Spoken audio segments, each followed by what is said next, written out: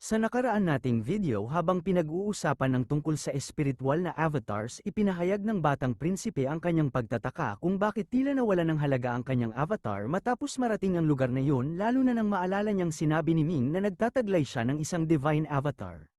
Dahil dito nagsimulang magduda ang mga naroroon tungkol sa tunay na kakayahan ni Ming, ngunit agad siyang kumilos upang patahimikin si Hao Yan at panatilihing lihim ang kanyang kapangyarihan, habang lihim ding itinatago ang kanyang enerhiya upang maiwasan ang hindi kinakailangang atensyon. Matapos ipahayag ng prinsipe na si Ming ay nagtataglay ng isang divine avatar, napaisip ang ilan sa mga naroroon.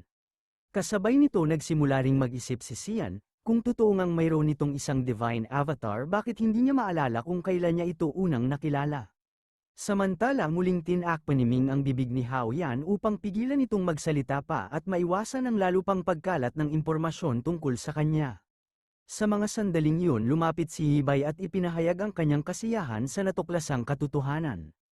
Ayon sa kanya, isang napakagandang bagay na nagtataglay si Ming ng isang divine body. Ngunit batid din niyang marahil ay hindi lamang upang makipagkita sa kanya ang dahilan ng pagdating nito. Dahil dito direkta niyang tinanong si Ming kung may kailangan itong tulong mula sa kanya. Kung mayroon ay dapat nitong ipahayag agad upang matulungan niya ito. Sa halip na sagutin agad si Hibay, itinuro ni Ming si Hao Yan at ipinaliwanag ang kalagayan nito. Ipinahayag niyang ang batang ito ay si Hao Yan, ang Crown Prince ng estado ng Yan. Isiniwalat niya rin na patay na ang ama nito matapos siyang pagtaksilan ng nakatatandang kapatid na nagbigay daan sa kanyang kamatayan. Dahil dito wala nang matuluyang lugar ang bata kaya't iniligtas niya ito.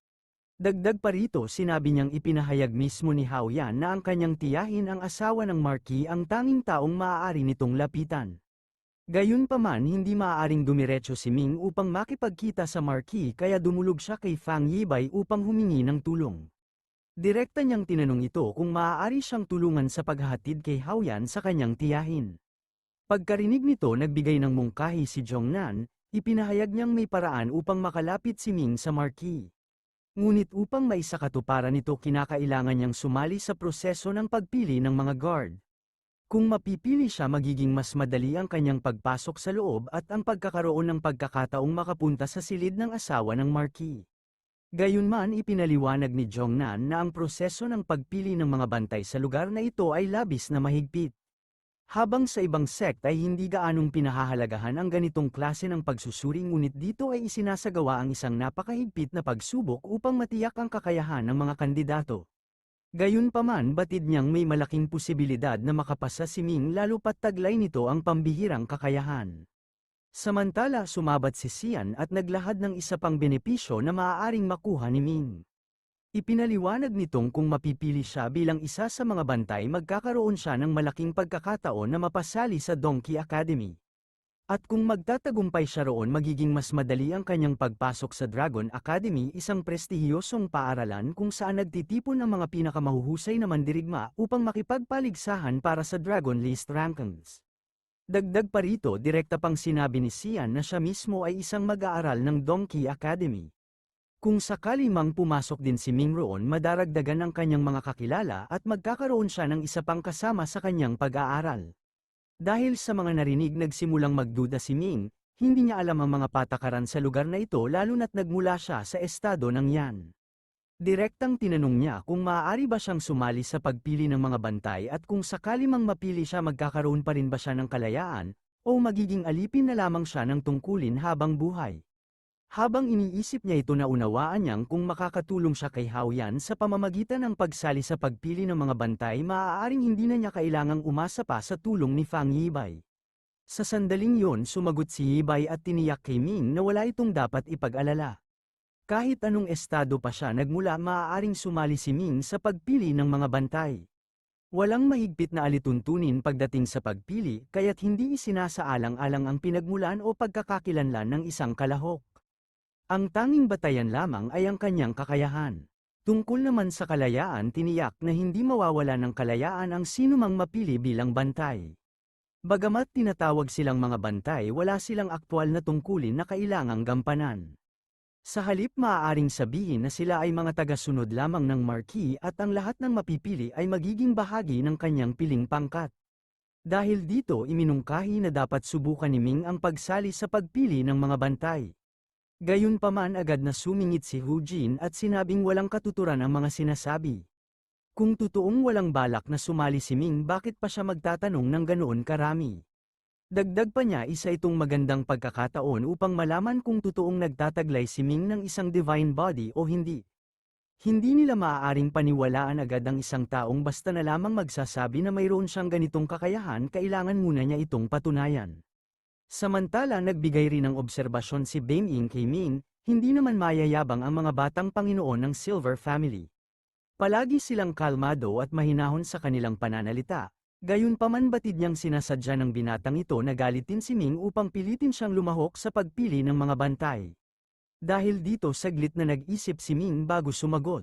Bagamat wala siyang tutol sa pagsubok na yun, hindi niya maitanggi ang galit na nararamdaman niya dahil sa kanilang pag-uusap. Kaya't sa halip na makipagtalo pa, ipinahayag niyang hindi na siya dapat manatili pa roon. Tumayo siya at sinabing dapat nilang tapusin ang kanilang pagkain habang siya naman ay aalis na. Tinangka siyang pigilan ni Ibay, ngunit bago pa siya makalapit agad na naglaho si Ming gamit ang kanyang illusionary step. Dahil dito labis na nagalit si Ibay at agad na sinumbatan si Hu Jin. Ayon sa kanya, hindi tama ang ginawa nito. Hindi maayos ang naging pakikitungo niya kay Ming, kaya't ito ang naging dahilan ng biglaang pag-alis nito. Gayunpaman hindi nagpakita ng pagsisisi si Hu Jin, sa halip sinabi niyang wala namang dahilan para magalit si Ibay.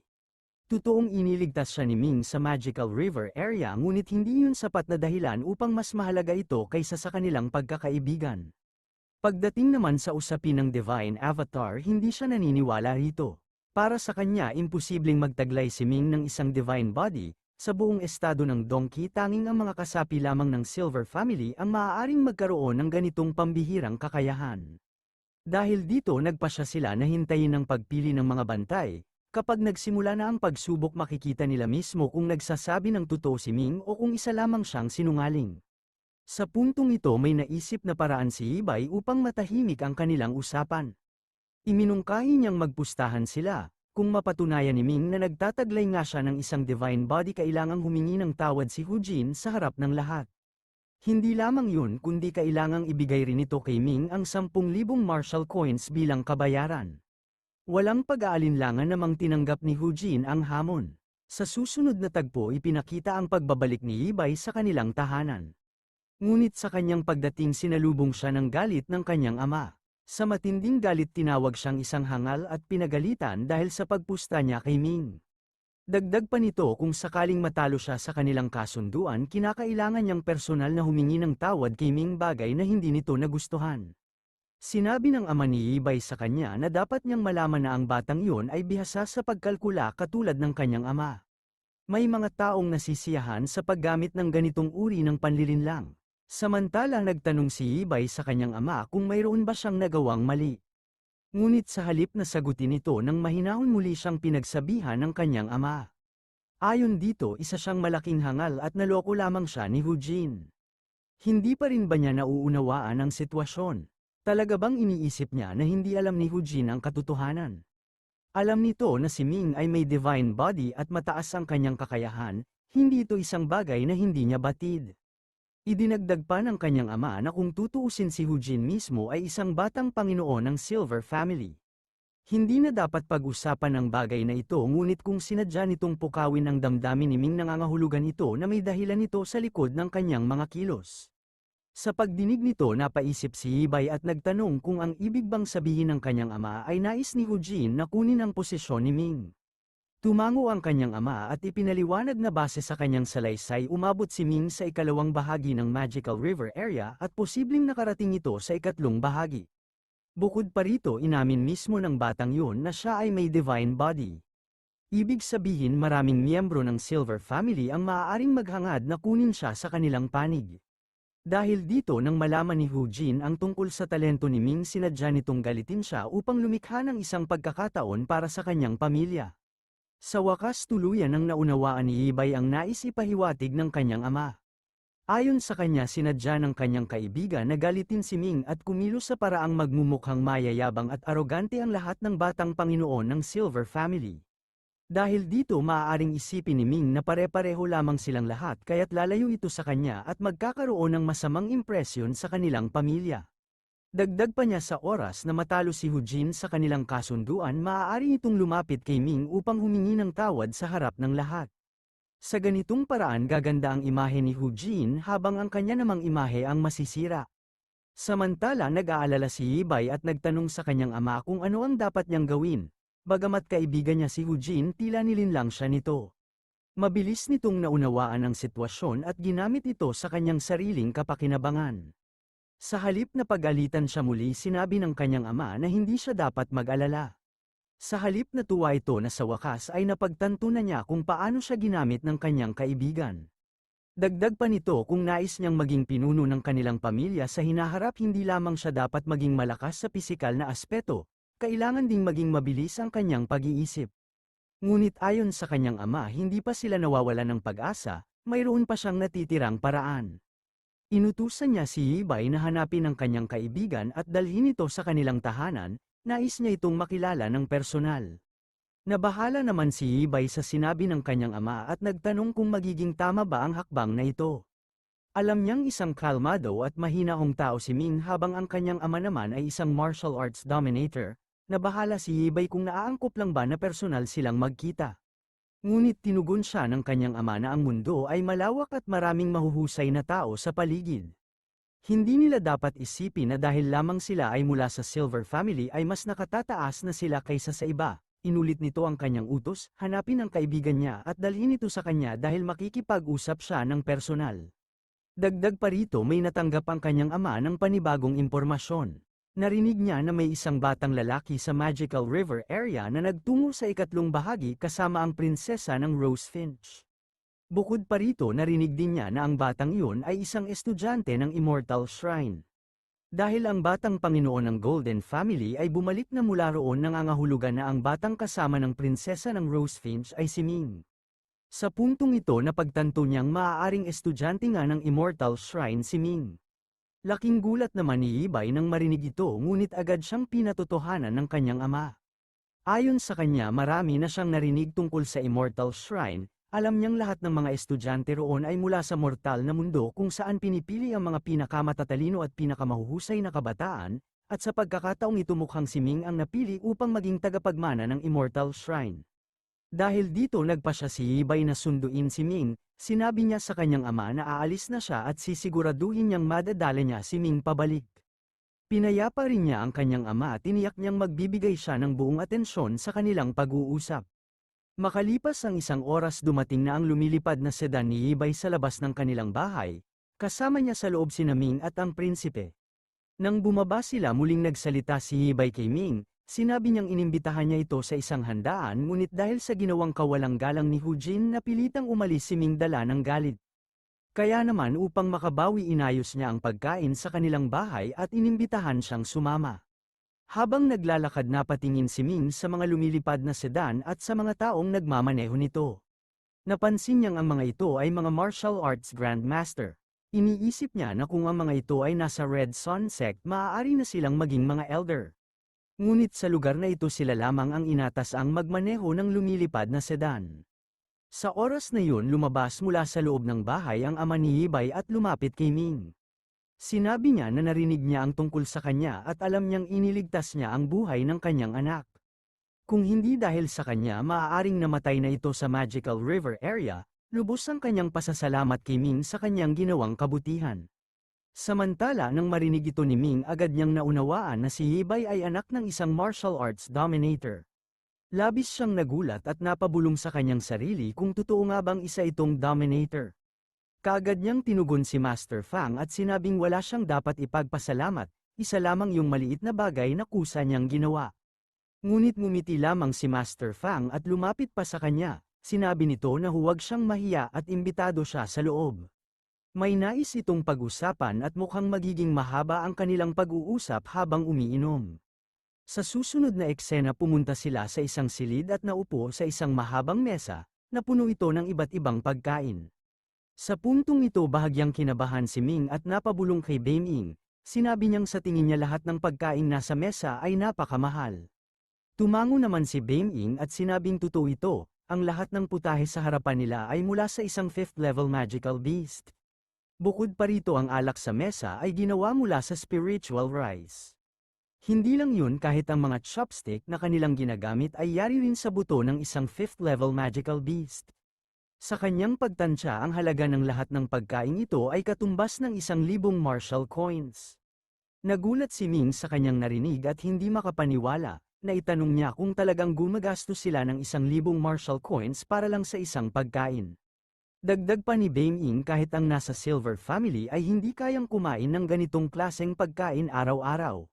Napagtanto nilang marahil ay kinilala na ang kakayahan ni Ming kaya't pinaghandaan siya ng isang mamahaling pagkain. Samantala, muling nagpakita ng pasasalamat si Yibay sa kanya at ipinahayag ang pagnanais na humingi ng paumanhin dahil sa naging asal ng kanyang kaibigan na si Hu Jin. Dahil sa pangyayaring yun, hindi siya nagkaroon ng pagkakataong makasama at makakain kasama nila. Gayunpaman, ipinaalam ni Ming na wala siyang dapat ipag-alala at hindi niya kailangang humingi ng paumanhin sapagkat hindi naman ito kasalanan ni Yibay. Maging ang ama ni Yibay ay lumapit at nakiusap kay Ming na huwag magalit sa kanyang anak sapagkat nais lamang nitong maging mabuting kaibigan.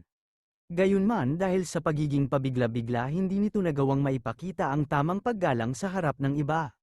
Ipinaalam rin na nalaman niya ang buong pangyayari matapos itong ikwento ng kanyang anak pag-uwi. Matapos nito, ipinaalam rin na batid niyang nais ni Ming na makilala ang Marquis. Dahil dito, ipinahayag ni Ming na may nahanap na siyang paraan, ang paglahok sa pagpili ng mga gwardya. Sa sandaling makapasok siya, mas madali na siyang makakalapit sa Marquis.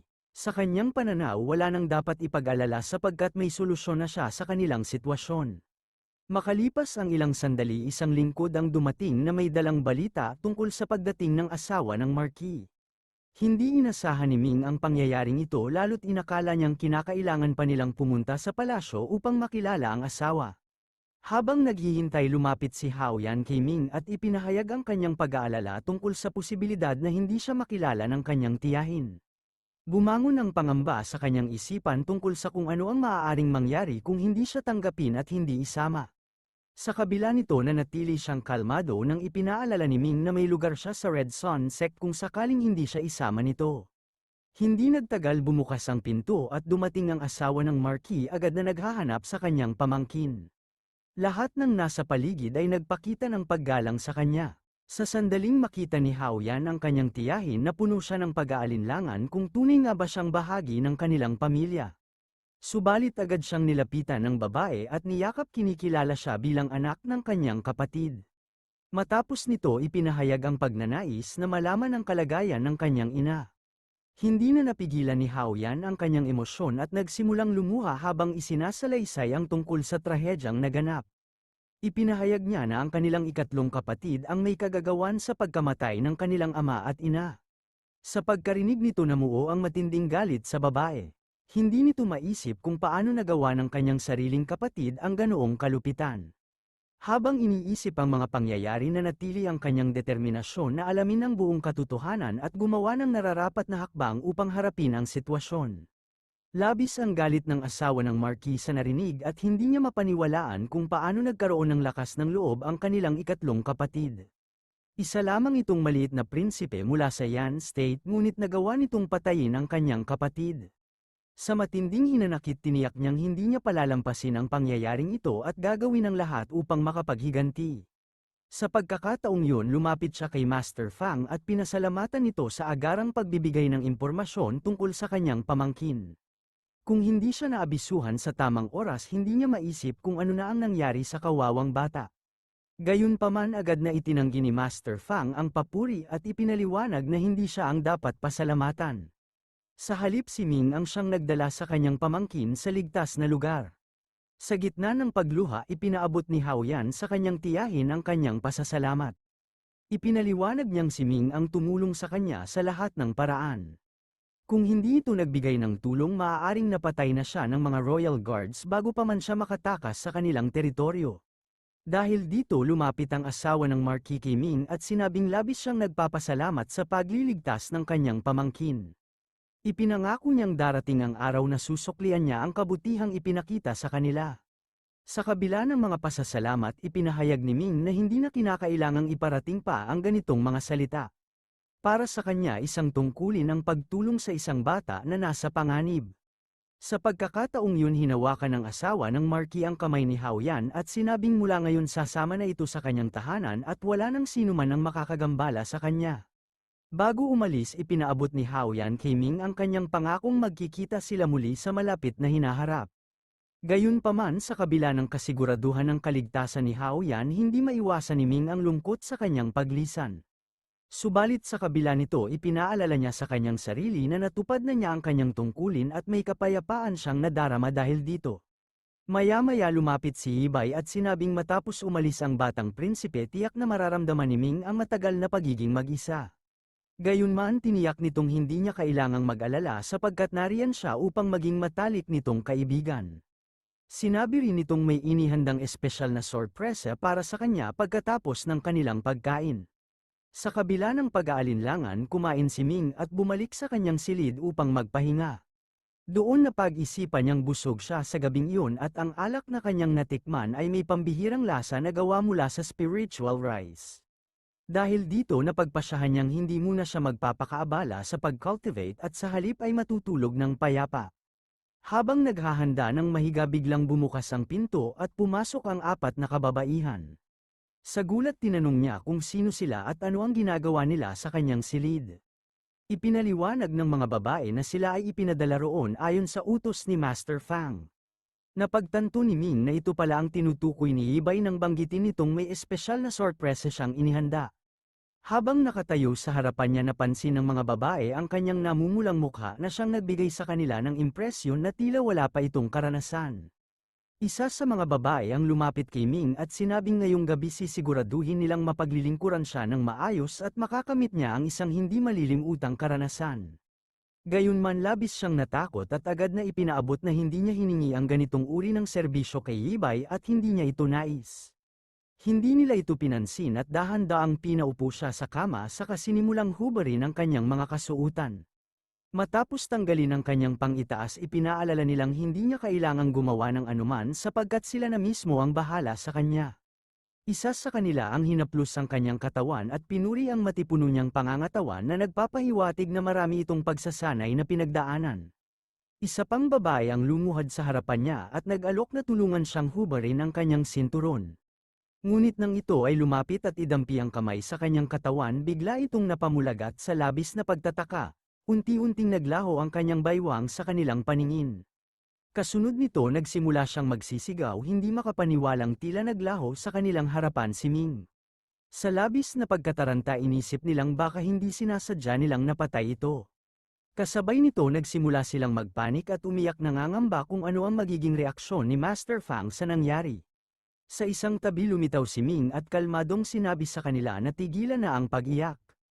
Ipinahayag niyang isa lamang itong anino at hindi niya nais ang ganitong uri ng serbisyo kaya maaari na silang umalis. Gayunpaman mariing sinabi ng mga babae na may utos sa kanila si Master Fang at narito sila upang gampanan ang kanilang tungkulin. Isa sa kanila na labis na nahihiya mahinang binanggit na tila hindi sila nagustuhan ni Ming. Ipinaliwanag nitong malili na sila at wala pang karanasan sa ganoong bagay. Isa naman sa kanila ang bahagyang tumawa at nagpahayag ng hinalang baka wala ring karanasan si Ming at natatakot lamang itong mapahiya sa harapan nila. Gayunman tiniyak nilang hindi sila gagawa ng anumang ikahihiya niya. Sa halip nangako silang hindi siya pagtatawanan. Sa pagkakataong yun seryosong sinabi ni Ming na hindi na ito kailangang pag-usapan pa. Inamin niyang mayroon na siyang minamahal isang babae na mahalaga sa kanya at hindi siya makakaisip ng kahit sino maliban sa kanya. Dahil dito mariin niyang itinaboy ang mga babae at sinabing ipapaliwanag na lamang niya ang lahat kay Fang Yibay. Samantala lumipat ang eksena sa isang lugar kung saan isinasagawa ang pagpili ng mga bagong bantay. Maraming tao ang naroon, ang ilan ay dumalo upang lumahok sa proseso ng pagpili habang ang iba ay naroon lamang upang manood. May mga nag-uusap tungkol sa patuloy na pagsasagawa ng seleksyon ngayong taon at nagtatanong kung ilan sa mga pambihirang talento ang makakapasa sa pagsusuri. Isa sa mga naroon ang nagbanggit ng isang balita na lumaganap noong nakaraang seleksyon. Ayon sa kanya may isang lalaki na may middle grade spiritual avatar na direkta nang tinanggap ng hindi na sumailalim sa iba pang mga pagsubok. Dahil dito naging mataas ang tingin nito sa kanyang sarili at madalas magpakitang gilas sa iba. Agad naman itong sinang-ayunan ng kanyang kasama na nagsabing may karapatan naman itong ipagmalaki ang sarili. Sapagkat kapag natanggap bilang isang opisyal na bantay tiyak na makakatanggap ito ng malaking halaga ng Marshall coins kada taon. Kasabay ni Yibay dumating din si Ming sa lugar ng seleksyon. Agad na lumapit si Yibay sa kanya at sinabing ibinigay na nila si Haoyan sa asawa ng Marquis kagabi kaya hindi niya maintindihan kung bakit pa siya nakikilahok sa proseso ng seleksyon. Nagtanong ito kung balak ba niyang patunayan ang kanyang kakayahan sa harap ni Hu Jin.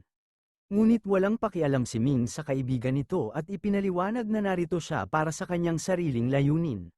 Sa kanyang pananaw hindi masamang maging bantay ng Marquis dahil maraming gantimpala ang naghihintay na magiging malaking pakinabang sa kanya. Habang iniisip ni Ming ang sitwasyon naalala niya ang pangalawang kondisyon ni Lanzo. Sinabi ni Lanzo na kailangan niyang makapasok sa nangungunang 20 sa Dragon List, at dito sa pagiging bantay ng Marquis magkakaroon siya ng pagkakataong sumali sa Dragon Academy. Habang nakatayo si Ming tatlong matatandang lalaki ang nasa entablado. Itinuro nila ang ilang kalahok at tahasang ipinahayag ikaw at ikaw, kasama ang batang may dilaw na buhok at lahat ng babaeng nasa likuran niya, kayong lahat ay hindi maaaring lumahok sa kompetisyong ito. Pagkatapos tumingin sila sa ibang direksyon at muling itinuro ang ilang tao sinasabing hindi rin sila maaaring sumali. Ang pangatlo sa kanila ay lumapit sa gilid at nagbigay ng parehong desisyon sa iba pang kalahok. Dahil dito marami sa mga itinaboy ang nalungkot at nagsabing pumunta sila roon upang subukan ang kanilang kapalaran subalit napagtanto nilang napakalakas ng tatlong matatandang ito. Sa isang tingin pa lang natukoy na nila na napakahina ng kanilang espiritual na katawan. Nanatili lamang si Ming sa kanyang lugar at nagtanong kay Yibay kung ano ang ginagawa ng tatlong matatandang ito at kung bakit nila sinasabi yun sa iba. Ipinaliwanag ni Yibay na naiiba ang proseso ng pagpili sa lugar na ito. Ang tatlong taong nasa entablado ay mga butler ng Marquis. Mayroon silang pambihirang talas ng mata, sa isang sulyap lamang ay kaya nilang matukoy ang espiritual na konstitusyon ng isang tao ang antas ng kanyang cultivation at kung anong uri ng avatar body ang taglay nito. Taon-taon libu-libong tao ang pumupunta rito upang magpaseleksyon bilang bantay. Ngunit sa halip na isa-isang isailalim sa pagsubok ang lahat ginagamit ng tatlong butler ang kanilang espesyal na kakayahan upang mabilis na alisin ang mga hindi pasado. Kung susuriin nila ang lahat sa pamamagitan ng mga karaniwang pagsusulit aabutin ng buong taon bago matapos ang proseso ng pagpili. Matapos pakinggan ito na pagtanto ni Ming na hindi kasama ang kanyang pangalan sa mga itinaboy. Nangangahulugan nitong nakapasa siya sa unang yugto at maaari siyang lumahok sa susunod na pagsubok. Lumingon siya kay Yibay at sinabing maghintay ito dahil aakyat na siya sa entablado upang tapusin ang ikalawang yugto ng pagsusulit. Habang papalapit siya sa entablado isang pamilyar na tinig ang umalingaw-ngaw mula sa kanyang likuran. Isang tao ang nagsalita sinabing hindi niya inaasahan na darating din si Ming sa lugar na yun upang mamatay. Nang lingunin niya ito natukoy niyang si Zisheng ang nagsalita. Nakatayo ito sa kanyang likuran pinalalabas ang kanyang kakayahan. Sa isang malupit na tono sinabi ni Zisheng na mabuti at narito si Ming, hindi na niya kailangang hanapin pa ito sapagkat maaari na niya itong patayin ng madali. Ang enerhiyang pinakawalan ni Zisheng ay labis na nakakatakot. Ang mga tao sa paligid ay agad na natakot na ramdaman nilang ang lakas ng taong ito ay naglalaman ng tunay na layunin na pumatay. Isa sa mga nakamasid ang napatingin sa kasuotan ni Zisheng at nagtanong kung hindi ba ito isang disciple ng Galaxy Sect. Isa sa tatlong butler na nasa itaas ang biglang sumigaw itinuro siya at galit na sinabing paano siya naglakas loob na pumunta sa lugar ng seleksyon ng Marquis upang ilabas ang kanyang kapangyarihan. Lalong nag-init ang galit ni Zisheng at diretsyong sinabi kay Ming na hindi niya ito patatahimikin. Ngunit bago pa siya makakilos lumapit si Yibay at matigas na nagsalita tinatanong kung sigurado ba ito sa kanyang gagawin. Ipinaalala niya na si Ming ay kanyang panauhin at kung sasaktan ito ni Zisheng ang buong pamilyang Fang ang magiging kaaway niya. Nang makita si Yibay na pilitang pakalme ni Zisheng ang kanyang sarili. Napailing siya at sinabing kaya pala malayang nakakalibot si Ming sa lugar na ito, may suporta siya mula sa Silver Family. Ngunit hindi ito maaaring magtago sa likod ng pamilyang iyon magpakailanman, kapag nagkaroon siya ng pagkakataon papatayin niya ito. Samantala lumapit si Hibay kay Ming at ipinaalam na ang taong kaharap nila ay isang inner disciple ng Galaxy Sect. Gusto niyang malaman kung paano nito nakuha ang galit ng ganoong uri ng tao. Tinanong niya si Ming kung kilala ba niya ito at ano ang naging dahilan ng kanilang alitan. Sa mahinahong tinig sinabi ni Ming na ito ay isang usaping pampamilya lamang, isang maliit na alitan na walang gaanong halaga. Dagdag pa niya wala siyang dapat ipag-alala dahil hindi ito malaking bagay para sa kanya. Masyado siyang malakas para rito at madali niyang matatalo si Zisheng. Nagpakita ng matinding galit si Zisheng kay Ming ngunit nang makialam si Yibay at ipinaalala na panauhin niya ito napilitan siyang pakalmahin ang sarili. Gayunpaman nagbanta siya na papatayin si Ming sa tamang pagkakataon habang si Ming naman ay walang bahid ng takot at itinuring lamang itong isang maliit na alitan na hindi niya kailangang ipag-alala. Ipinakita ang eksena sa entablado kung saan ginamit ng matandang butler ang kanyang kapangyarihan. Mula sa kanyang kamay inilabas niya ang isang malaking martial art steel. Sa malakas na tinig sinabi niya sa lahat ng naroroon na ang mga nabigo sa unang pagsusuri ay kailangan ng umalis habang ang mga nakapasa ay dapat umakyat sa entablado. Kasabay nito pinalabas niya ang kanyang enerhiya at ibinuhos ito sa martial art steel upang malaman sa isang sulyap kung anong uri ng katawan at konstitusyon ang taglay ng bawat isa. Agad namang umakyat ang lahat ng mga batang nakapasa sa screening handang sumailalim sa susunod na bahagi ng pagsusuri. Habang nakatayo si Yibay at pinagmamasdan ang lahat ng nangyayari biglang dumating ang dalawa niyang kaibigan sina Hujin at Jongnan.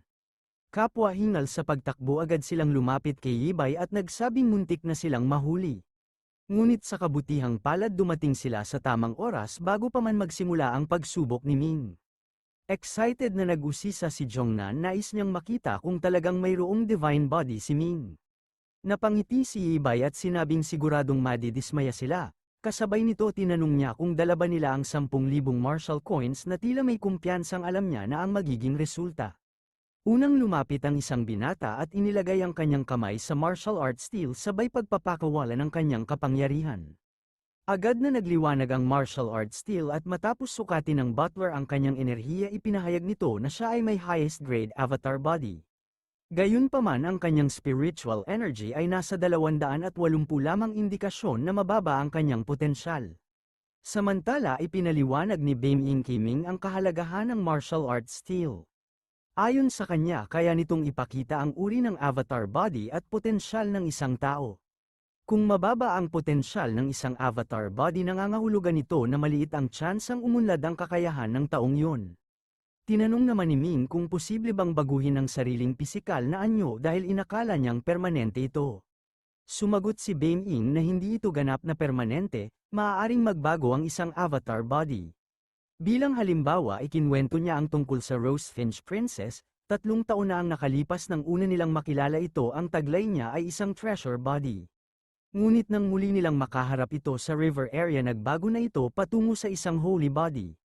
Nangangahulugan nitong na-upgrade niya ang kanyang avatar dahil sa kanyang mataas na potensyal. Napaisip si Ming sa sinabi ni Beiming, kung ganoon posible rin palang magkaroon ng pagbabago sa kanyang sariling katawan. Iniisip niya kung ano ang magiging resulta sakaling ma-upgrade ang kanyang divine body, magiging isang divine holy body kaya ito. Samantala inihayag ng butler na sumunod na susubukin si Zisheng. Lumapit si Zisheng sa martial art steel sabay pagpapakawala ng kanyang kapangyarihan. Biglang kumislap ng matindi ang tali na labis na ikinagulat ng butler. Sa pagtatasa ng butler na pag-alamang ang spiritual energy ni Zisheng ay nasa 1180. Bagaman mayroon lamang siyang middle grade avatar isa itong pambihirang kakayahan. Idinagdag pa ng butler na bagaman may mababang potensyal si Zisheng sa ngayon posible pa rin niyang maabot ang top-grade treasure body sa hinaharap. Dahil dito nagsimula ng bulong-bulungan ang mga tao na tila natagpuan na nila ang magiging unang pwesto sa seleksyon ng bantay. Hindi na raw kinakailangang ipagpatuloy pa ang pagsusulit sa iba. Habang pinagmamasdan ng lahat ng ito naging interesado si Hujin kay Zisheng, sa isip niya kung may ganoong potensyal ang binata marahil ay maaari itong magamit para sa kapakanan ng kanyang pamilya. Matapos nito dumating na ang pagkakataon ni Ming, dahan-dahan siyang lumapit sa martial art steel ngunit bago pa man niya mailagay ang kanyang kamay dito nagpasaring si Zisheng. Sa mayabang na tono sinabi niya ngayon ay tiyak ng alam ni Ming kung gaano siya kagaling, ipinagmamalaki niyang isa siyang tunay na henyo. Dahil sa matinding kumpiyansa ipinagmalaki ni Zisheng na ang pagkamatay ng ama ni Ming ay nagbigay daan upang siya ay maging isang disciple ng Galaxy Sect. Para sa kanya isang malaking karangalan ang ialay ang buhay para sa kanya kaya dapat pa itong ipagdiwang. Gayunpaman sa halip na magalit nagbigay ng mapanuyang sagot si Ming binanggit na ang kanyang ama ay pinugutan lamang ng ulo samantalang may isang tao rito na ang ama ay hindi lamang pinugutan kundi dinurog pa ang ulo kaya't hindi na ito maipapakita o magagamit bilang pataba para sa halamang ginagamit sa paggawa ng herb powder. Muling nag-alab ang galit ni Zisheng matapos marinig ang sagot ni Ming. Sa kabila nito nagpatuloy ang proseso ng pagsusuri. Paglapit ni Ming sa martial arts steel pinalabas niya ang kanyang enerhiya at inilagay ang kanyang kamay dito. Gayunpaman sa kabila ng kanyang ginawa nanatiling walang reaksyon ang martial arts steel. Ang kawalan ng anumang tugon mula rito ay nagdulot ng pagtataka hindi lamang kay Ming kundi pati na rin sa mga tagapanood.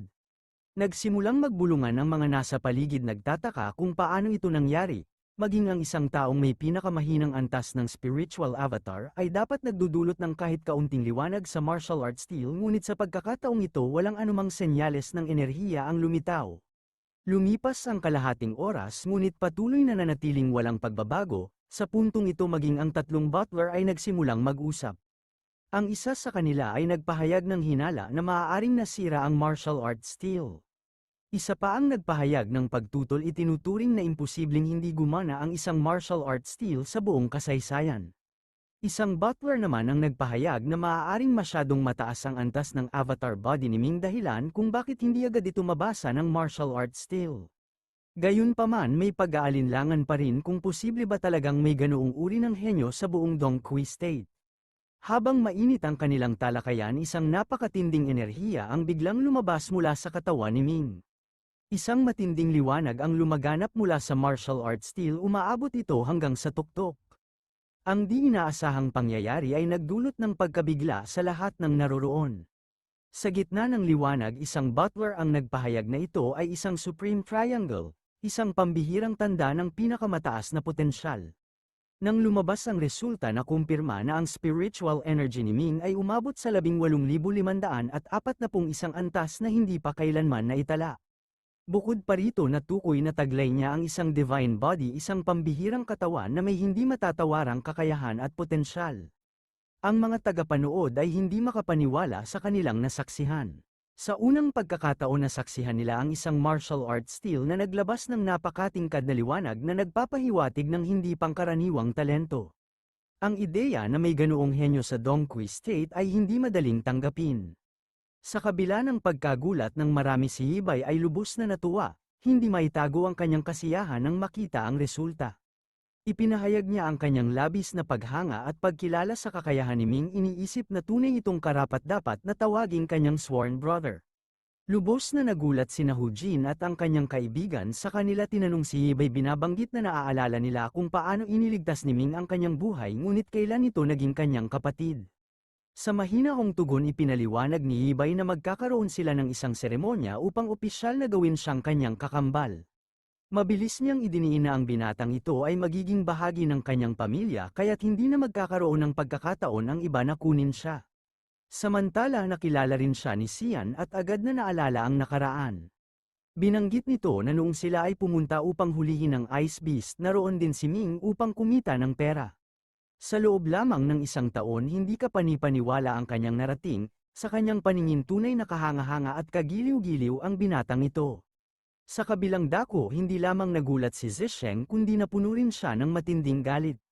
Sa kanyang paniniwala siya lamang ang nag-iisang henyo ng Yi family subalit ang potensyal at avatar ng binatang ito ay tila higit pa sa kanya. Dahil dito hindi niya matanggap ang katotohanan ito. Ang tatlong butler sa kabilang banda ay labis na natuwa sa kanilang natuklasan. Lumapit sila kay Ming at nagtanong kung saan siya nagmula. Sa direkta na tugon ipinakilala ni Ming ang kanyang sarili at sinabi na siya ay nagmula sa Red Sun Sect isang maliit na sect mula sa Yang State. Gayunpaman kahit na hindi pamilyar ang tatlong butler sa pangalang Red Sun Sect nagkunwari silang narinig na nila ito at nagpahayag ng kaalaman tungkol dito. Alam ni Ming na hindi talaga nila ito kilala ngunit hindi na siya nag-abala pang ipaliwanag ang katotohanan sapagkat batid niyang isa lamang itong mababang antas ng sect. Sa puntong ito nagbigay ng pahayag ang isang matandang butler, Sinabi niya na may iba pang mga pagsusulit na gaganapin ngunit dahil sa pambihirang kakayahan ni Ming hindi na niya kailangang sumailalim sa mga ito. Sa halip diretso na siyang dadalhin sa harap ng kanilang Young Marquis.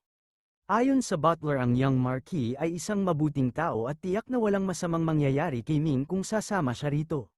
Dagdag pa niya isang magandang pagkakataon nito na hindi dapat palampasin. Tinanggap ni Ming ang alok at sumagot ng maikling tugon pumapayag siyang dalhin siya sa Young Marquis. Sa kabilang banda si Yibay ay nakaramdam ng panghihinayang. Alam niyang isang napakalaking pagkakataon ang dumaan sa kanilang harapan subalit hindi nila ito nagawang samantalahin. Kung hindi lamang nagpa siya ang Young Marquis na kunin si Ming tiyak na kukunin niya ito upang maging bahagi ng kanyang sariling pamilya. Habang nalulungkot si Yibay si Hujin naman ay nakaramdam din ng panghihinayang. Alam niyang wala na silang magagawa dahil nagdesisyon na ang Young Marquis. Sa kanilang paningin tiyak na kukuha si Ming ng pwesto sa Dragon Academy lalo pat may buong suporta siya mula sa Young Marquis. Kasunod nito lumipat ang tagpo sa loob ng palasyo ng Marquis. Makikita ang Young Marquis na naglalaro ng chess kasama ang isang Dominator level master. Sa gitna ng kanilang laro dumating ang butler at nagulat sa Young Marquis na nadala na niya ang henyo na may pinakamataas na kwalifikasyon sa pagsusulit. Tumingin ang Young Marquis at walang pag-aalinlangang tinawag si Ming upang lumapit at maupo sa tabi niya. Sumunod naman si Ming at pinakilala ang kanyang sarili bilang si Ming Yi. Labis na nagulat si Ming nang makita ang lalaking naglalaro ng chess sapagkat agad niyang nakilala ang master na Dominator level na kanyang nakita sa eskinita. Ang parehong nakaupo sa ibabaw ng isang 5th level beast, walang duda ito nga ang parehong master. Sa payapang tinig sinabi ng Young Marquis kay Ming na kailangan niyang maghintay ng kaunti. Kasalukuyan siyang nakikipaglaban sa chess laban kay Mr. Uyang isang kalaban na hindi pa niya natalo. Gayunpaman sa pagkakataong ito pakiramdam niya ay nasa isang kritikal na punto na siya at may posibilidad na manalo. Habang pinagmamasdan ni Ming ang laro napansin niyang hindi lamang isang simpleng laban sa chess ang nagaganap. Hindi pa siya kailanman nakakita ng isang Dominator-level master na naglalaro ng chess at sa bawat galaw ng kanilang mga pyesa isang napakalakas na enerhiya ang lumalabas mula rito. Sa kabila ng tila ordinaryong laro ang lakas na dumadaloy mula sa chessboard ay napakatindi na tila bumabalot sa buong paligid. Sa sobrang lakas ng enerhiya nagsimulang makaramdam ng panghihina si Ming at muntik nang mawala ng malay. Sa gitna ng kaguluhan isang tinig ang pumailanlang, isang sigaw mula kay Beiming na nagpabalik ng ulirat ni Ming. Nang magpasalamat si Ming kay Beiming inamin nitong kung hindi siya tinawag maaaring tuluyan siyang mahulog sa kapangyarihan ng chessboard. Ang enerhiyang lumalabas dito ay tila isang malalim na whirlpool na pilit siyang hinihigop papasok. Sa pagtingin ni Beiming kay Ming sinabi niyang ang 2 taong nakaupo sa harapan nila ay parehong nasa Dominator level sa martial arts. Ang bawat galaw nila sa chessboard ay hindi lamang isang simpleng estratehiya kundi isang pagpapalaya ng kanilang enerhiya. Muling sinabi ni Beiming kay Ming na hindi ito makikita gamit lamang ang ordinaryong mata subalit kung gagamitin ang Tai Art magiging malinaw ang lahat ng enerhiyang ito pati na rin ang bawat hakbang na kanilang ginagawa sa laro. Sa puntong ito nagpasya si Ming na gamitin ang kanyang Tai Art at sa sandaling ito'y nagliwanag ang kanyang mga mata at nagsimulang lumabas ang lahat ng detalye sa kanyang paningin. Agad niyang napagtanto ang nangyayari, hindi lamang isang ordinaryong laban sa chess ito kundi isang digmaan kung saan ang 2 Dominator level na nilalang ay nagpapakawala ng kanilang kapangyarihan. Sa pagkakakita ng kakaibang kaalaman ni Ming ngumiti ang Young Marquis at nagtanong kung marunong ba siyang maglaro ng chess. Nais niyang malaman kung may mungkahi si Ming kung paano niya dapat gawin ang kanyang susunod na galaw. Bago pa man gamitin ni Ming ang kanyang Tai Art napansin na niya ang isang bagay at iminungkahi niya sa Young Marquis ang tamang posisyon kung saan niya dapat ilagay ang kanyang pyesa. Napansin ito ni Mr. Uyang at hindi maikakailang na mangha siya. Dahil dito lumingon siya kay Ming at nagtanong kung nais ba nitong siya mismo ang humarap sa kanya sa halip na ang Young Marquis. Agad namang tumayo ang Young Marquis at sinabi kay Ming na siya na ang pumalit sa kanya. Gayunpaman ipinahayag niya ang kanyang matinding inaasahan, umaasa siyang hindi matatalo si Ming sa labanang ito laban kay Mr. Uyang. Umupo si Ming sa upuan ng Young Marquis at muling inactivate ang kanyang Tai Art. Sa matibay na determinasyon sinabi niya sa Young Marquis na gagawin niya ang lahat upang mapanatili ang kanyang posisyon at lumaban para sa kanyang tagumpay. Gamit ang kanyang Tai art malinaw na nakikita ni Ming ang bawat galaw ng kanyang kalaban, alam na niya kung ano ang susunod na hakbang bago pa ito gawin. Habang papalapit sa huling bahagi ng laban kapwa sila naging mas mabilis sa kanilang mga paggalaw tila isang matinding labanan ang nagaganap sa chessboard. Ang Young Marquis ay lubhang namangha sa kanilang kasanayan habang napapansin niyang lalong tumitindi ang pag-atake ni Mr. Uyang. Ang kanyang enerhiya ay nagiging mas agresibo na tila nagbabadya ng kanyang nalalapit na pagkatalo. Nang tuluyang maabot ang sukdulan ng laban napilitan si Master Uyang na tanggapin ang kanyang pagkatalo. Tumayo ito mula sa kanyang upuan inamin ang kanyang kabiguan at tinanggap na hindi na niya kayang ipagpatuloy ang laban. Napansin naman ni Ming na ang dating nakahandang array ng Master ay hindi na naging epektibo matapos siyang pumalit kay Young Marquis kaya't hindi ito nagkaroon ng pagkakataong gamitin ang kanyang buong lakas. Kung sila lamang ang naglaban mula sa simula malamang ay iba ang naging resulta ng laban. Sa kabila ng pagtatapos ng kanilang laro isang hindi inaasahang pangyayari ang naganap. Mula sa katawan ni Mr. Uyang isang maitim na anino ang lumabas at agad na bumalot sa kanya.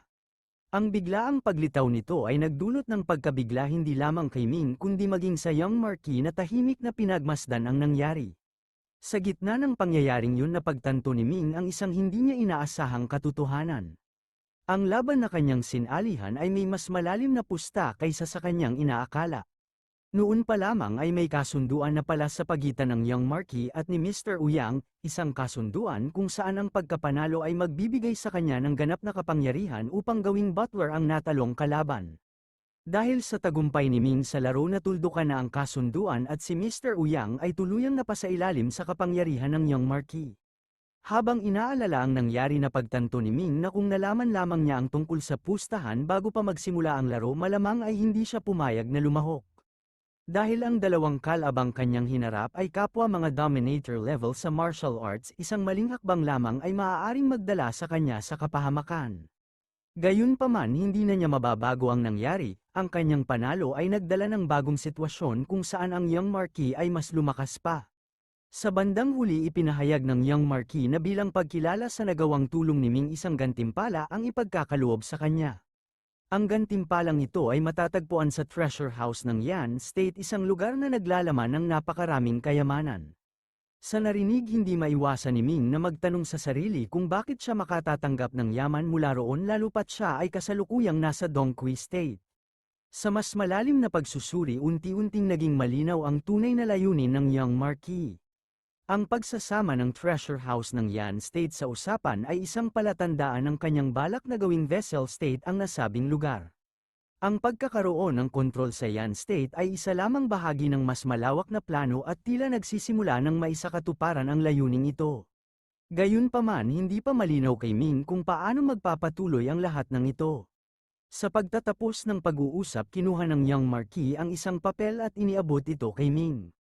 Sa isinagawang talent test ipinakita ni Ming ang pambihirang kakayahan niya at dahil dito kinikilala ang potensyal niyang magkaroon ng isang maliwanag na hinaharap. Hindi maaaring manatili si Ming bilang isang tagapagbantay habang buhay kaya't napagpasyahan ng Young Marquis na bigyan siya ng bagong landas na tatahakin. Iniabot nito ang isang liham na naglalaman ng kanyang rekomendasyon at opisyal na tatak isang dokumentong magbibigay kay Ming ng pagkakataon upang makapasok sa Dongqi University. Ayon sa Young Marquis sa loob ng 2 taon ay magaganap ang isang kompetisyon sa pagitan ng malalaking akademya kaya't nais niyang palakasin pa ni Ming ang kanyang katawan sa pamamagitan ng pagsasanay sa Dongqi Academy. Inaasahan niyang sa susunod na 2 taon ay magdadala si Ming ng isang malaking sorpresa. Tinanggap ni Ming ang desisyon ng Young Marquis nang may determinasyon handang pagbutihin ang kanyang pagsasanay upang mas lalong mapaunlad ang kanyang katawan. Pagkatapos nito bumaba siya sa hagdan at tuluyang umalis. Habang papalayo si Ming isang anino ang lumitaw malapit sa Young Marquis, sa katahimikan tinanong ng Young Marquis ang anino kung ano ang opinyon nito tungkol kay Ming. Ang anino na kinikilala bilang Shadow ay nagbigay ng kanyang pagsusuri, ayon sa datos na nakalap mula sa isang sinaunang tala ang kakayahan ni Ming ay maihahalin tulad sa isang mula sa religious sect. Kung makakasali si Ming sa Dongqi Academy sa kasalukuyang kalagayan nito walang ibang mag-aaral sa akademya ang makakatapat sa kanya. Sa pagdududa tinanong ni Shadow kung bakit kailangang ipadala ng Young Marquis si Ming sa isang akademya sa halip na panatilihin ito sa kanyang panig. Ipinahayag ng Young Marquis ang kanyang pananaw, para sa kanya hindi nararapat na manatiling tagapagbantay si Ming habang buhay lalo pat taglay nito ang pambihirang talento. Alam niyang maraming kabataang may malaking potensyal ang maagang namamatay dahil sa kakulangan ng tamang pagsasanay at ayaw niyang mangyari ito kay Ming. Sa halip nais niyang ipadala ito sa Dragon Academy upang mapabilang sa Dragon List isang prestihiyosong talaan ng pinakamahuhusay na mandirigma. Kung magtagumpay si Ming at maging isang tunay na dragon hindi lamang ito magiging kapaki-pakinabang sa kanyang sarili kundi pati na rin sa kanila. Samantala bumalik si Ming sa pamilya Fang, sa kanyang pagbabalik mas lalong lumalim ang respeto sa kanya ng mga miyembro ng pamilya. Lalo namang nagpursigi si Yibay na kumbinsihin si Ming upang maging kanyang kapatid sa panunumpa. Sa kabila ng paulit-ulit nitong pagsusumikap sa huli ay pumayag din si Ming dahilan upang maging labis ang kasiyahan ni Yibay. Samantala si Huji naman ay natalo sa kanyang pustahan kaya't napilitan itong ibigay kay Ming ang isang sandata na nagkakahalaga ng 20,000 martial coins sa halip na ang orihinal na 10,000 martial coins na dapat nitong ibigay. Gayunpaman hindi nagkaroon ng silbi kay Ming ang sandata dahil isa itong normal na espada habang taglay pa rin niya ang kanyang dragon armor sword. Dahil dito ipinalit na lamang niya ang espada kapalit ng martial arts coins. Makalipas ang ilang araw nagpaalam si Ming sa lahat at sumakay sa isang lumilipad na sedan chair kasama ang iba pa upang bumalik sa Red Sun Sect. Samantala sa panig ng pamilya isang bagong yugto ng kaguluhan ang nagsisimula. Sa loob ng silid nakaupo si Wan Liang ang bagong pinuno ng pamilya matapos ang pagkamatay ni Master Wan Sheng. Sa gitna ng kanyang pagmumuni-muni isang lalaki ang nagmamadaling pumasok dala ang isang hindi magandang balita. Nang tanungin ng pinuno kung ano ang nangyari agad nitong ibinalita ang pagbabalik ni Zisheng. Ang pangalang ito ay nagdulot ng takot kay Wan Liang, alam niyang si Zisheng ay isang henyo isang taong may kakayahang baguhin ang kapalaran ng kanilang pamilya. Sa kanyang pangamba tinanong niya ang lokasyon nito at napag-alamang si Zisheng ay nasa likuran ng bahay kasama ang kanyang ina. Batid ng lahat na maaaring maging mapanganib ang pagbabalik nito at may posibilidad na magdala ito ng matinding panganib sa kanila. Sa looban isang madilim na tagpo ang bumungad, nandoon si Zisheng yakap-yakap ng kanyang ina na umiiyak ng labis. Sa paligid nila nakatayo ang iba pang miyembro ng pamilya kitang-kita sa kanilang mga mata ang galit at dalamhati. Isang lalaki ang lumapit kay Zisheng at mariing sinabi na ngayon na siya ay nakabalik na kailangan niyang ipaghiganti ang kanilang pinuno. Ipinahayag ng lalaki ang matinding pagkakasala ni Wan Liang, kung paano niya inalis ang ama ni Zisheng at naupo sa upuan ng pinuno. Sa malamig na tinig hiniling ni Zisheng na sabihin sa kanya ang buong detalye. Hindi na napigilan ng kanyang ina ang pagluha habang isinalaysay nito ang mga malagim na pangyayari. Sinabi niyang si Ming ay isang malupit na tao walang awa nitong pinatay hindi lamang ang kanyang ama kundi pati na rin ang kanyang mga tiyuhin at mga pinsan. Ilang araw pa lamang ang nakalilipas nang bumalik ito at walang awang pinaslang ang kanyang ama binasag ang kanyang ulo sa harap mismo ng kanilang pamilya. Sa labis na galit isa-isang nagsalita ang iba pang miyembro ng pamilya hinihikayat si Zisheng na maghiganti hindi lamang para sa kanyang ama kundi pati na rin laban kay Wan Liang na kasabwat ni Ming. Sa nag-aapoy na damdamin agad nag-utos si Zisheng sa kanyang mga tauhan na ipaalam kay Wan Liang na naghihintay siya sa assembly hall at kailangang humarap ito sa kanya. Sa sumunod na tagpo makikita si Zisheng na nakaupo sa upuan ng pinuno sa assembly hall. Ilang sandali pa pumasok si Master Wan Liang kasama ang ilan sa kanyang mga kasamahan. Tinitigan niya si Zisheng at nagwika nagpahayag ng pagkagulat sa pagbabalik nito. Ngunit sa halip na sumagot ng seryoso na pangisi lamang si Zisheng at nagsalita ng may panunuya, sinabi niyang tila maganda ang mga araw ni Wan Liang matapos mamatay ang kanyang ama. Kalma ngunit matigas ang sagot ni Master Wan Liang. Ayon sa kanya wala namang masama sa pag-upo niya bilang pinuno ng pamilya sapagkat siya ay hinirang ng kanilang angkan, bilang isang elder may karapatan siyang humalili sa pamumuno. Isang lalaki mula sa kanyang mga kasamahan ang nagsalita sinabing ang ama ni Zisheng ay isang malupit na pinuno isang taong walang awa sa kanilang pamilya. Sa kabaligtaran si Master Wan Liang ang itinuturing nilang nararapat na mamuno, ngunit isang binata mula sa hanay ng pamilya ang hindi makapigil sa kanyang galit. Mariing niyang itinuro si Zisheng at tinanong kung paano nito nagawang umupo sa upuan ng kanilang pinuno. Sa kanyang boses maliwanag ang kanyang akusasyon, dumating si Zisheng upang agawin ang posisyon ng kanilang leader. Ngunit sa halip na mainis tumawa lamang si Zisheng. Sa malamig na tinig sinabi niyang wala siyang pakialam kung sino ang nakaupo sa posisyong yun. Nang tanungin siya ni Master Wan Liang kung ano talaga ang sadya niya, ang sagot ni Zisheng ay nagdulot ng bigat sa hangin, isang utos ng kamatayan. Diretso at walang pag-aalinlangan sinabi niyang nais niyang kitilin ang kanilang buhay sa harapan niya. Kung nais nilang mailigtas ang iba pang miyembro ng kanilang pamilya, kailangan nilang wakasan ang kanilang sarili ngayon din. Kung hindi siya mismo ang papatay sa kanilang lahat, kasama ang buong angkan ng Yi. Sa matinding galit sumigaw ang mga kasamahan ni Master Wan Liang, hindi sila makapaniwala sa sinabing iyon ni Zisheng. Ngunit bago pa sila makagalaw kumilos na si Zisheng sa hindi makitang bilis. Sa isang iglap bumagsak ang mga kasamahan ni Wan Liang, wala ni isa mang nakaligtas. Nanlalamig sa takot si Master Wan Liang habang nakatayo sa harapan ni Zisheng. Sa isang mabilis na kilos inabot ni Zisheng ang mukha nito, animoy handa nang tapusin ang lahat. Ngunit sa kabila ng bantang kamatayan nagawa pang magsalita ni Master Wan Liang. Tinawag niya si Zisheng na isang halimaw na katulad ng kanyang ama, isang mamamatay tao na walang pakundangan sa kanilang pamilya. Ngunit imbes na magpigil mas lalo lamang tumindi ang galit ni Zisheng. Sa malamig na tinig sinabi niyang nagbago ang kanyang pasya. Hindi lamang si Wan Liang ang kanyang papatayin, wawasakin niya ang buong pamilya nito. At sa isang iglap natuldukan ang buhay ni Master Wan Liang. Lumipat ang eksena sa Red Sun Sect. Sa pagbalik ni Ming sa Red Sun Sect sakay ng kanyang lumilipad na sedan chair, ilang mga disciple ang tumingin pataas at agad na napagtanto kung sino ang dumating dahil walang iba kundi si Ming ang maaaring dumating sakay ng ganoong sasakyan. Agad silang nagmadaling tumakbo upang salubungin siya puno ng paggalang at ipahayag ang kanyang pagbabalik. Habang bumababa si Ming nabanggit ng mga disciple ang matagal niyang pagkawala. Isang buwan na ang lumipas mula nang huli siyang makita kaya't hindi niya alam ang isang mahalagang pangyayari sa sect. Maraming mga elder ang nagtipon sa shrine, mahigit 100 sa kanila ang naroroon. Dahil dito nagkaroon ng isang makabuluhang pagtitipon na hindi pa nagaganap sa loob ng mahabang panahon. Ang chief ng sect mismo ang nag-utos na hintayin ang pagbabalik ni Ming bago ipagpatuloy ang anumang usapan tungkol sa pagtitipong ito. Dahil dito agad na nagtungo si Ming sa Elder Shrine, sa pagdating niya nakita niyang naroroon na rin ang mga elder na minsang nagreklamo sa chief. Sila ay nakaupo sa tabi ng Grand Elder na nag-iisang pinakamatandang miyembro ng Red Sun Sect.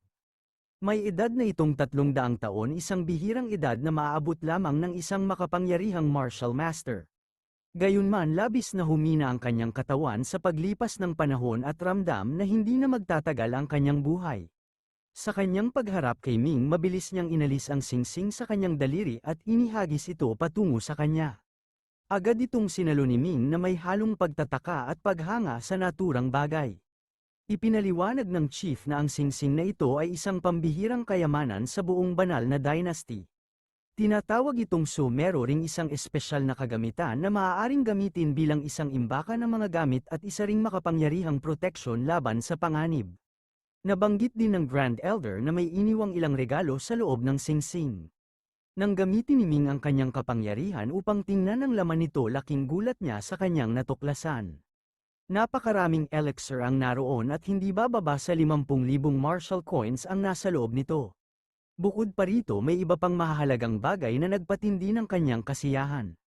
Alam niyang napakalaki ng halagang natanggap niya mula sa Grand Elder kaya't nagpakita siya ng matinding pasasalamat.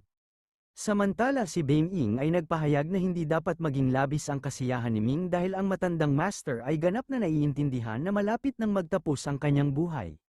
Dahil dito ipinaliwanag ni Beng Ying na ibinigay ng Grand Elder ang lahat ng kanyang kayamanan dahil wala na itong silbi sa kanya. Alam niyang hindi na niya magagamit ang mga ito kaya't mas minabuti niyang ipasa ang mga ito kay Ming. Samantala naghayag si Ming ng kanyang saloobin kay Beng Ying na tila may panghihinayang sa sitwasyon ng mga matatandang master. Para sa kanya isang masamang bagay na malapit nang mawala ang mga makapangyarihang gurong ito. Kung makakamit lamang ng Grand Elder ang tagumpay sa pag-abot mula sa antas ng isang guro patungo sa antas ng isang dominator, maaaring humaba pa ang kanyang buhay ng 100 taon. Gayunpaman agad itong itinanggi ni Beng Ying, ayon sa kanya imposibleng magawa ito ng Grand Elder dahil masyado na itong mahina. Kahit na ang isang martial arts god ay walang kakayahang tulungan siya sa kanyang kasalukuyang kalagayan. Matapos marinig ang mga sinabi ni Ming, ipinahayag ng chief ng Red Sun Sect ang kanyang obserbasyon. Matapos bumalik si Ming mula sa Magical River area, sinabi niya noon na malaki ang magbabago sa Yan State at ang kanyang mga salita ay nagkatotoo. Sa katunayan, malalaking pagbabago ang nagaganap sa Yan State at walang duda na ang kanyang mga sinabi ay tama. Sa kanilang masusing pagsisiyasat, natuklasan nila na ang Dongqi State ay may balak gawing isang vessel state ang Yan State, dahil dito kinakailangan nilang maghanda ng husto. Gayunpaman, nagtanong si Ming kung ano ang kaugnayan ng kanilang sect sa mga pagbabagong ito. Hindi niya maunawaan kung bakit kailangan nilang maghanda at kung paano maaapektuhan ang Red Sun Sect sa mga pagbabagong nagaganap sa loob ng Yan State. Agad namang ipinaliwanag ng chief na ito ay may malaking epekto sa kanila. Ang Yan State na hindi dating bahagi ng Western State ay magiging isa na ngayon sa mga estado ng Dongqi na nasa ilalim ng Qinglong Dynasty. Dahil dito, maraming unibersidad at akademya ang itatayo sa kanilang teritoryo. Bukod pa rito, may ilang religious sect na maaaring sumali sa kanila. Subalit kung hindi sila makikisama o tatanggi sa mga pagbabagong ito, maaaring mawasak ang maraming sect at akademya. Kaya naman kinakailangan nilang maging handa para sa anumang posibleng pag-atake. Sa gitna ng usapan, lumapit si Master Biaofo at sinabing hindi sila dapat mag-alala ng labis dahil may benepisyong hatid ito sa kanila. Kapag tuluyang naging vessel state ng Dongqi ang Yan State, magiging mas madali para kay Ming na makapasok sa Dongqi Academy, at sa pamamagitan nito magkakaroon siya ng pagkakataon na lumahok sa Dragon List. Bagamat mahirap makapasok sa Dongqi Academy, bibigyan lamang siya ng isang pagkakataon sa kanyang buhay upang makapasok, kaya't ito ay isang pambihirang oportunidad para sa kanya. Matapos marinig ito, nagpahayag si Ming ng kanyang saloobin na sumasang-ayon na sadyang mahirap ang makapasok sa Dongqi Academy. Gayunpaman, sa gitna ng kanilang pagtataka, inihayag niya na natanggap na niya ang isang imbitasyon upang sumali sa Dongqi Academy. Sa kanyang sinabi, labis na nagulat ang lahat, kabilang ang chief at ang Grand Elder, hindi makapaniwala ang ilan sa kanyang revelasyon. Agad namang nagtanong si Master Biaofo kay Ming kung totoo nga ba ang kanyang sinasabi. Matapos marinig ang tanong, tahasang sinabi ni Ming na totoo ang lahat ng kanyang sinabi. Ipinakita niya ang liham ng rekomendasyon na ibinigay sa kanya ng Young Marquis na magbibigay sa kanya ng direktang pagkakataon upang makapasok sa Dongqi Academy. Lumapit ang Grand Elder upang suriin ang sulat at matapos itong basahin, kinumpirma niya na tunay nga ito. Labis ang kanyang pagtataka, kaya agad niyang tinanong si Ming kung saan niya nakuha ang sulat at kailan siya nakatagpo ng Marquis. Ipinahayag niya rin na kahit ang mga personal na bantay ng Marquis ay hindi madaling makapasok sa akademya, kaya't malinaw na inirekomenda si Ming batay sa kanyang kakayahan. Sa labis na kasiyahan, ipinahayag ng Grand Elder na ito ay isang malaking sorpresa at biyaya para sa kanilang sect, walang makapipigil sa patuloy na pag-usbong ng Red Sun Sect. Sa pagkakataong yun, nagbigay ng bilin ng Grand Master kay Ming na huwag niyang kalimutan ang kanilang sect sa oras na makapasok siya sa Dongqi Academy. Sa katiyakan, sinagot ni Ming na hindi kailangang mag-alala ang Grand Elder dahil ang Red Sun Sect ang kanyang pinagmulan, hindi niya kailanman lilimutin ang kanyang pinanggalingan. Samantala, nakatayo rin sa tabi nila ang mga Inner Elder ng sect. Habang pinagmamasdan si Ming, isa sa kanila ang nagpahayag na hindi pa sila nakakita ng tulad niyang talento. Maging isang Inner Elder ay naghayag ng pagsisisi na kung hindi lamang kinuha ni Master Gongsun na gawing disciple si Ming, siya mismo ang kukuha kay Ming bilang disciple upang mapalakas ang kanyang pangalan. Gayunpaman, agad siyang pinigilan ng isa pang Elder na nagsabing wala silang kakayahang turuan ang isang henyo tulad ni Ming. Maya-maya, ipinahayag ng chief sa lahat ng naroon na ipinatawag na nila ang lahat ng nakatatandang Elder ng sect. Dumating na ang panahon upang muling lumaban para sa promotional rank. Sa loob ng 200 taon na natili ang Red Sun Sect sa Grade 9, ngunit ngayon nakatakda na silang umangat sa Grade 6. Nagulat si Ming sa narinig at sa kanyang isipan naalala niya ang mga salitang nasabi na sa kanya noon, ang mga tao ng Red Sun Sect ay hindi kasing simple ng kanilang inaakala. Ipinaliwanag ng chief na maaaring magtaka ang iba kung bakit nila ito ginagawa ngayon.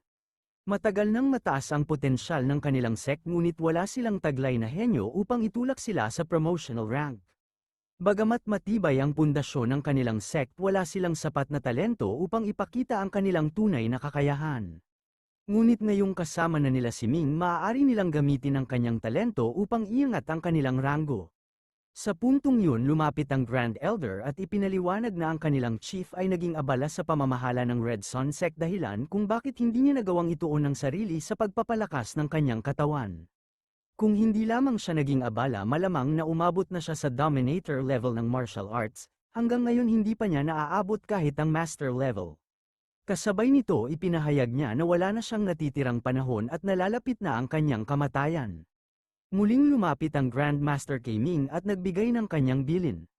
Sinabi niya na sa hinaharap kailangan nilang umasa kay Ming, umaasa siya na sa pagdating ng panahon susuportahan ni Ming ang Red Sun Sect at magiging haligi nito sa darating na mga taon. Samantala nagpakita ng bagong tagpo sa tahanan ng pamilya Wu. Dumating si Yuan Qi, ang nakababatang kapatid ni Judge Huang, sa bahay ni Lady Hanyu. Sa kanilang pag-uusap dumating rin si Lady Hanyu. Ang dating miyembro ng Red Sun Sect si Lady Hanyu ay nagkaroon ng malubhang kalagayan matapos putulin ang kanyang mga meridians at itaboy mula sa sect. Dahil dito nasa napakahirap siyang kalagayan at labis na humina ang kanyang katawan. Pagdating ni Lady Hanyu, agad siyang kinausap ng kanyang ama at ipinakilala kay Yuan Qi Huang isang batang Panginoon mula sa isang bronze family rank. Sinabi ng kanyang ama na dumating si Yuan Qi Huang upang pakasalan siya. Labis ang kanyang pagkabigla nang makita ang lalaki, ngunit bago pa siya makapagsalita mabilis na lumapit si Master Huang at naghayag ng kasabkan sa sitwasyon. Sa pagkakataong yun ipinaliwanag ng ama ni Lady Hanyu na mula nang itaboy siya sa Red Sun Sect hindi na siya nakipag-usap kahit kanino. Bukod pa rito ang kanyang mga meridians ay ganap nang nawasak kaya hindi na niya kayang magpalakas o magpatuloy sa cultivation. Gayunpaman sinabi ni Master Huang na nauunawaan niya ang sitwasyon at hindi na kailangang ipaliwanag pa ito. Alam niyang ang pagkawala ng kanyang meridians ang naging sanhi ng kanyang kahinaan. Maya-maya lumapit si Master Huang at marahang inilagay ang kamay sa kanyang ulo. Sa kanyang pagsusuri napansin niya ang isang pambihirang katangian, si Lady Hanyu ay may Genjin blood vessels, isang bihirang kayamanan ng katawan. Ipinahayag niya na ang kanyang konsentrasyon ng Genjin vessel body ay mas mataas pa kaysa sa kanya. Bilang may-ari rin ng ganoong uri ng katawan, matagal na niyang hinahanap ang isang tulad nito. Kaya't walang pag-aalinlangan tahasang sinabi niya kay Lady Hanyu, handa ka bang pakasalan ako at magluwal ng aking magiging anak? Labis ang pagkagulat ni Lady Hanyu sa kanyang narinig. Maging ang kanyang ama ay napasigaw at tinutulan ito. Paano niya magagawang gawin yun gayong ang mga meridians ni Lady Hanyu ay nawasak na? Hindi na siya makakapagpalakas kaya paano ito makakatulong kay Master Huang? Ngunit sa halip na mag-alala tahimik lamang nang ngumiti si Master Huang at sinabing wala siyang ikinababahala. Ipinahayag niyang may kakayahan siyang ayusin ang kanyang mga meridians at sa sandaling maibalik ito ang kanyang cultivation ay mas magiging mataas pa kaysa dati. Dahil dito hindi maiwasan ni Lady Hanyu ang pagkamangha at nagtanong kung totoo ba ang kanyang sinasabi. Mabilis siyang sinagot ni Huang at sinabing ito ay napakadali lamang para sa kanilang pamilya. Bilang may parehong uri ng katawan, maaari silang umunlad ng mas mabilis sa pamamagitan ng dual cultivation. Gayunpaman, bago niya ayusin ang kanyang mga meridians, kailangan munang sagutin ni Lady Hanyu ang isang bagay, saan matatagpuan si Ming. Nang marinig ang pangalang Ming, hindi maipaliwanag ni Lady Hanyu ang kanyang pagkagulat. Agad niyang tinanong kung bakit niya gustong malaman ang tungkol kay Ming. Sa puntong yun inilantad ni Master Huang ang kanyang tunay na motibo. Siya ay si Yuan Qi Huang, ang nakatatandang kapatid ni Yandu Huang o si Judge Huang, at narinig niyang ang isang batang nagngangalang Mingyi ang pumatay sa kanyang kapatid. Alam niyang ang nasabing bata ay mula sa Red Sun Sect at walang kapatawaran ang kanyang ginawa. Sinabi niyang gagawin niya ang lahat upang ipaghiganti ang kanyang kapatid. Kaya't mariin niyang tinanong si Lady Hanyu kung saan niya mahahanap si Ming. Sa halip na sumagot, hinarap siya ni Lady Hanyu at nagtanong ng isa pang bagay. Kung may ganoon siyang pambihirang katawan, bakit hindi ito natuklasan noon? Sa kanyang sagot ipinaliwanag ni Master Huang na hindi madaling makita ang ganitong uri ng katawan, hindi ito basta-bastang matutukoy ni inuman. Sa pagkakataong lumapit siya kay Lady Hanyu, bigla siyang nakaramdam ng matinding reaksyon sa kanyang katawan, isang patunay na pareho ang kanilang uri ng katawan. Sa pamamagitan ng dual cultivation, maaari nilang sabay na mapahusay ang kanilang lakas. Sa huli inilabas ni Master Huang ang isang espesyal na gamot. isang repairing pill at iniabot ito kay Lady Hanyu. Sinabi niyang sa sandaling inumin niya ito ang kanyang mga meridians ay ganap na maaayos, at kung makipag-dual cultivation siya kay Master Huang sa loob lamang ng maikling panahon maaabot niya ang parehong antas ng lakas na taglay nito. Nais ipaalam ni Master Huang kay Lady Hanyu na makakamtan niya ang lahat ng kanyang nais basta't sabihin lamang niya kung saan matatagpuan si Ming sa sandaling ito.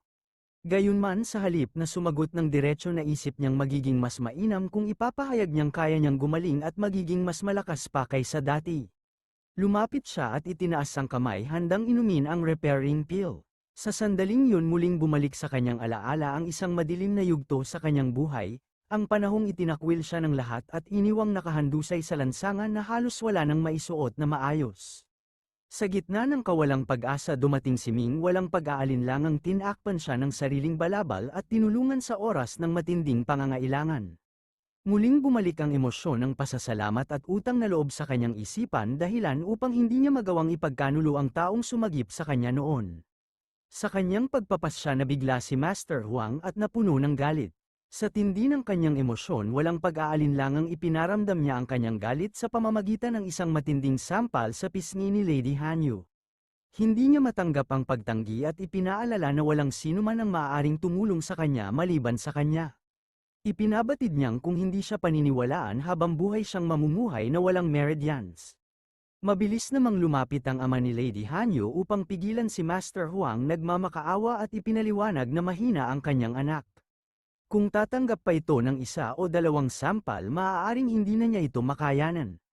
Hiniling niyang bigyan ito ng kaunting panahon upang makapag-isip, dagdag pa rito tiniyak niyang hindi nakakailanganin ni Master Huang ang tulong ni Lady Hanyu dahil alam niya kung saan matatagpuan si Ming. Ipinahayag ng ama ni Lady Hanyu na nagkaroon ng kaguluhan sa loob ng Yi family matapos marinig ang balitang pinaslang ni Zisheng si Wan Liang. Dahil dito batid niyang pupunta si Ming upang iligtas ang kanyang mga kaibigan. Ibinigay niya ang lokasyon ng mansyon ng Yi family tiyak na doon makikita ang hinahanap ni Master Huang. Sa puntong ito nagpasya itong kung hindi niya makukuha ang nais niyang dual cultivation kay Lady Hanyu mas mainam nang tapusin niya si Ming. Gayunman nagbigay ng babala ang ama ni Lady Hanyu na malaki na ang inilakas ni Ming Yi. Mula nang bumalik ito mula sa Magical River area hindi na ito ang dati nilang kilala. Bilang pag-iingat iminungkahi niyang isama ni Master Huang ang ilang Grandmaster upang matiyak ang kanyang tagumpay. Mayroon din siyang isang natatanging plano kung paano maitago ang mga ito upang hindi agad matukoy ang kanilang presensya. Samantala nagpalit ng eksena sa Red Sun Sect kung saan matatagpuan ang silid ni Lanzo. Sa kanyang pagdating mabilis na pumasok si Ming sa silid puno ng kasabikan matapos ang matagal na pagkawala. Gayunman sa kanyang pagbabalik nadatnan niya si Lanzo na nakaupo at nag-cultivate ngunit may mabigat na pakiramdam. Halata ang inis nito lalo na't ang misyon ni Ming ay dapat tatagal lamang ng 3 araw ngunit isang buong buwan ang lumipas bago ito bumalik. Sa kabila ng pag-aalalang makikita sa mukha ni Ming hindi nito naiwasan ang mabigat na aura ni Lanzo. Hindi lingid sa kanya ang pagkadismaya nito. Nauunawaan niyang ang dapat ay simpleng paghahatid ng kargamento ay humantong sa isang hindi inaasahang pangyayari na nagtagal ng 1 buwan. Alam niyang may pananagutan siya sa pagkaantala kaya iniwan niya ang isang espesyal na regalo bago siya umalis. Sa pag-aalala kung nakuha na ba ni Lanzo ang iniwang regalo mabilis niyang tiningnan ang paligid. Sa kanyang pagsilip napansin niya ang hindi pa nagalaw na una nayari sa foam kung saan malinaw na nakaguhit ang kanyang larawan. Isa yung patunay ng kanyang pag-aalala at pagnanais na kahit wala siya may maiiwang paalala ng kanyang presensya. Napansin ni Ming na tila ginamit ni Lanzo ang iniwang unan sa kabila ng pagsasabing hindi niya ito ginamit, sa kondisyon nito malinaw na nagamit ito sa loob ng mahabang panahon. Dagdag pa rito napansin ni Ming ang bakas ng kanyang amoy sa unan kaya't hindi siya kumbinsido sa pagtanggi ni Lanzo. Sa kanyang pagtatanggol iginiit ni Lanzo na hindi niya ito ginamit sa paraang iniisip ni Ming. Hindi raw siya natulog dito, sa halip umupo lamang siya rito. Gayunman nagulat si Ming sa naging tugon nito, pakiramdam niya ay nasayang lamang ang kanyang ginastos sa paggawa ng naturang unan. Isinaad niya na ang pinakamahusay na pintor ang pinili upang iguhit ang kanyang larawan dito subalit nagawa lamang itong upuan ni Lanzo. Sa huli inamin na rin ni Lanzo ang totoo, hindi lamang niya ito ginamit, nakatulog pa siya rito dahil labis niyang na-miss si Ming. Sa puntong ito hindi na siya nagdalawang isip na itanong kung ano ang tunay na nangyari at kung sino ang kasama nito sa loob ng isang buwan. Sa halip na agad sumagot mabilis na inilabas ni Ming ang laman ng isang magical beast na dala niya. Sinabi niyang napakaraming nangyari ngunit nais niyang ipaliwanag ito ng maayos. Ngunit bago ang lahat hinikayat niya si Lanso na kainin muna ang dala niyang karne na nagmula pa sa espesyal na estado ng Dongqui. Sa gitna ng kanilang pag-uusap biglang bumukas ang pinto at pumasok si Xing Chen na nagmamadali. Mabilis nitong ibinalita kay Ming na may isang taong naghahanap sa kanya. Kasama nito ang isang batang babae mula sa Yi family na umiiyak ng labis. Mabilis na napagtanto ni Ming kung sino ang bata, alam niyang ito ang apo ni Wan Liang. Hindi nagtagal lumapit ito sa kanya habang patuloy na lumuluha at isinalaysay ang sinapit ng kanyang pamilya. Sinabi nitong nasa matinding panganib ang kanilang tribo, si Zisheng ay bumalik at nagpatuloy sa pagpatay sa kanilang mga kasapi. Kasama rito ang kanyang lolo ama tiyuhin ina at marami pang iba. Sa bigat ng kanyang damdamin isinumpa ng batang babae si Zisheng tinawag itong isang walang awang halimaw. Ayon sa kanya walang pinapalampas si Zisheng, babae man o bata walang ligtas sa kanyang kamay. Nang subukang tumakas ng kanyang ina agad itong binihag at ikinulong ng hiwalay. Sa kabila ng matinding panganib na gawa niyang makatakas kasama ang kanyang lola ilang matatanda at ang kanyang nakababatang kapatid. Samantala ipinaalam ni Xing Chen kay Ming na marami pang matatandang babae at maliliit na bata ang nasa labas naghihintay ng tulong. Dinala lamang niya ang batang babae sa loob ngunit ang iba ay labis na sugatan at nangangailangan ng masisilungan. Dahil dito agad nagbigay ng utos si Ming kay Xing Chen na ipasok silang lahat at bigyan ng matutuluyan sa kanilang mga cottage upang makapagpahinga. Mabilis siyang lumingon sa batang babae at nangakong pupunta na siya upang tapusin na si Zisheng, ipinahayag niyang ito na ang huling araw ni Zisheng. Sa kabila ng kanyang matibay na desisyon ipinahayag ni Lanso ang kanyang pag-aalala. Alam niyang napakalaking laban ang kakaharapin ni Ming kaya't pinaalalahanan niya itong mag-ingat ng husto. Sa kabila ng determinasyon ni Ming nagpaabot ng pag-aalinlangan si Lanso, ipinahayag niya ang kanyang hinala, paano kung sadya lamang pinadala rito ang matatanda at mga bata upang tawagin siya pabalik. Maaari itong isang patibong ni Zisheng. Bukod pa rito inungkat niya ang hindi magandang kasaysayan ni Ming sa Yi family na minsang itinuring siyang isang traidor at hindi kailanman nagpakita ng kabutihan sa kanya. Ngunit matibay ang paninindigan ni Ming. Para sa kanya may iisang dugo ang dumadaloy sa kanilang mga ugat at kailanman ay hindi niya tatalikuran ang sarili niyang pamilya. Itinuring niyang mas matibay ang ugnayan ng dugo kaysa sa anumang sama ng loob.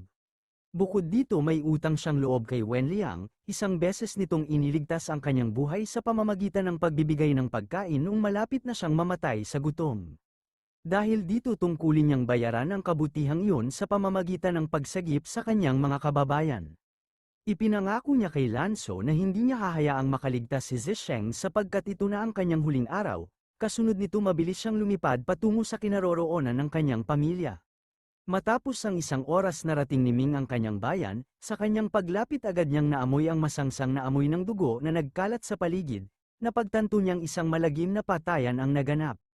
Sa matinding galit winasak niya ang malaking pinto ng kanilang lupain at mabilis na pumasok. Sa kanyang pagpasok tumambad sa kanya ang napakaraming bangkay, mga kasapi ng kanyang pamilya na walang awang pinaslang. Sa gitna ng kaguluhan nakita niya si Zisheng mahigpit na hawak ang isang babae sa kanyang mga bisig. Hawak nito ang leeg ng babae habang ito ay nagpapasaklolo ang kanyang mukha puno ng takot at pagdurusa. Nang makita siya ng babae humingi ito ng tulong nagsusumamo na ayaw niyang mamatay. Ngunit bago pa makalapit si Ming mas lalo pang piniga ni Zisheng ang leeg nito hanggang sa tuluyang bawian ng buhay sa kanyang mga kamay. Sa matinding galit sinigawan ni Ming si Zisheng at inutusan itong pakawalan ang babae. Ngunit sa halip na sumunod ngumisi lamang si Zisheng at buong pagmamalaking sinabi na tapos na ang palabas.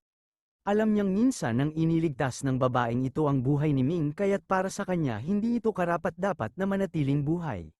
Inilarawan niya kung paano ito nagmakaawa sa kanya kanina at tila isang palabas lamang na kanyang ikinatuwa. Dahil sa matinding puot na naramdaman agad gumalaw si Ming. Sa isang iglap ginamit niya ang kanyang bilis upang makarating sa harapan ni Zisheng. Napansin ni Zisheng ang pambihirang bilis ng kanyang galaw at nagulat sa kanyang kakayahan. Sa isang iglap pinakawalan ni Ming ang isang napakalakas na suntok.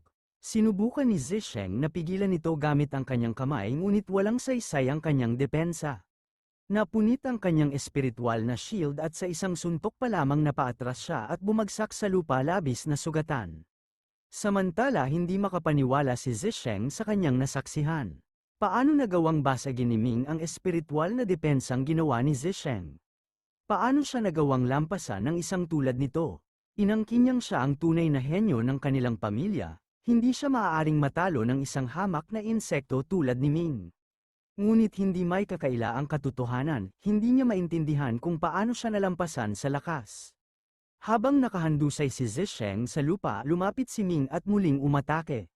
Sa isang mabilis na galaw malakas siyang sinipa dahilan upang bumagsak ito ng mas matindi. Hindi pa siya nakontento, itinapak niya ang kanyang paa sa mukha ni Zisheng pinaparamdam dito ang bigat ng kanyang galit at kapangyarihan. Sa matinding galit at kahihiyan sinigawan ni Zisheng si Ming hindi makapaniwala na nagawa siyang apakan ng isang tulad nito. Habang nakaluhod sa lupa bigla siyang bumunot ng isang espada mula sa kanyang sariling madilim na enerhiya, isang sandatang hindi pangkaraniwan diretsyo nitong pinuntirya si Ming.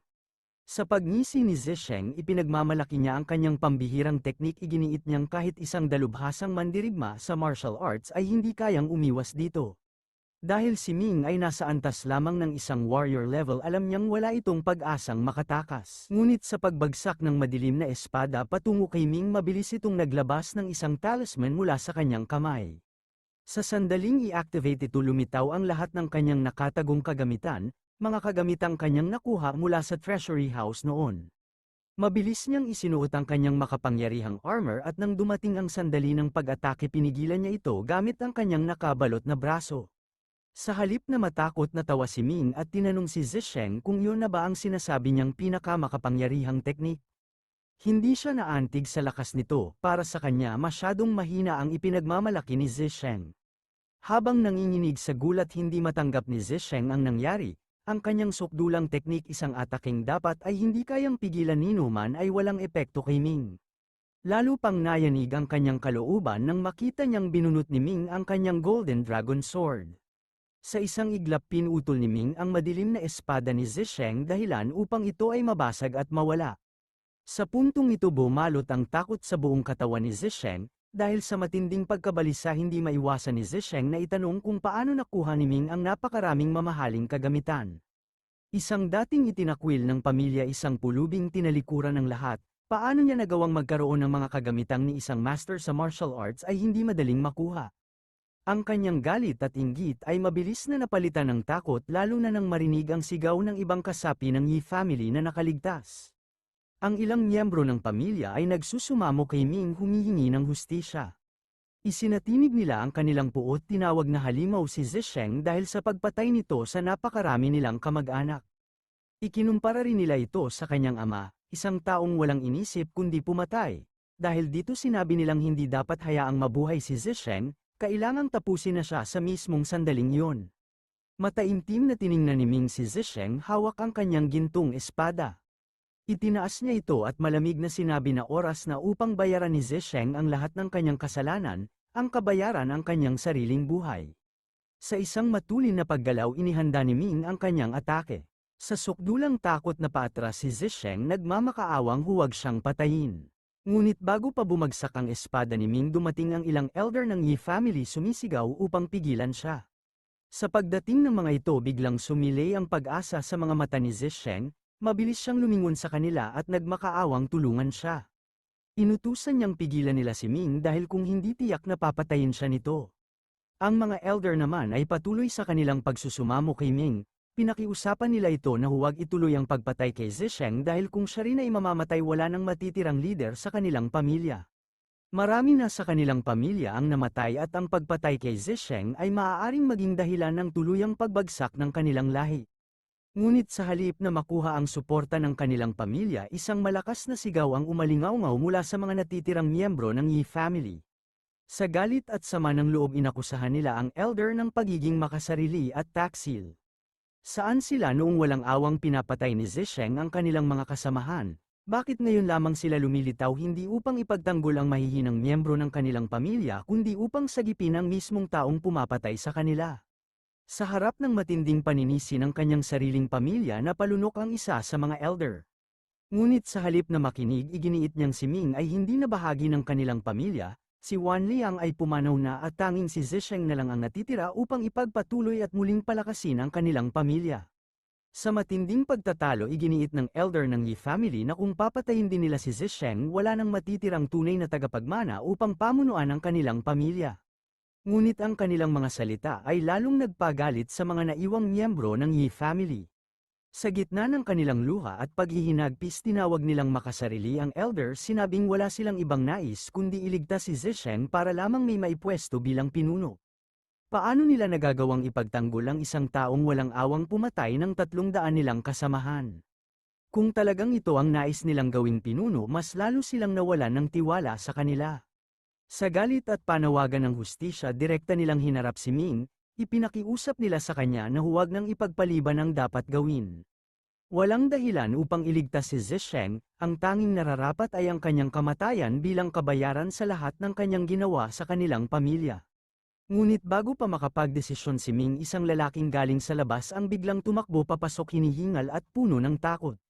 May dala siyang isang nakababahalang balita, paparating ang Wu family at kasama nila ang maraming bihasang martial arts masters. Sa kanyang pagsusuri hindi sila dumating para makipag-usap ng maayos, ang kanilang tunay na layunin ay ang pag-atake. Nagulat si Ming sa kanyang narinig. Bago pa siya makapagtanong dumagsa na sa loob ng lugar ang grupo ng Wu family kasabay ng kanilang mga dalubhasang mandirigma. Sa gitna nila isang lalaking may matinding awtoridad ang humarap, ang ama ni Hanyu. Ngunit ang totoong ama ni Hanyu ay hindi isang tunay na tao kundi ang mismong pinuno ng Huang family. At ngayon dumating siya upang personal na tapusin ang laban. Hindi nag-atubili ang elder ng Yi family na tanungin ang dahilan ng kanyang pagdating.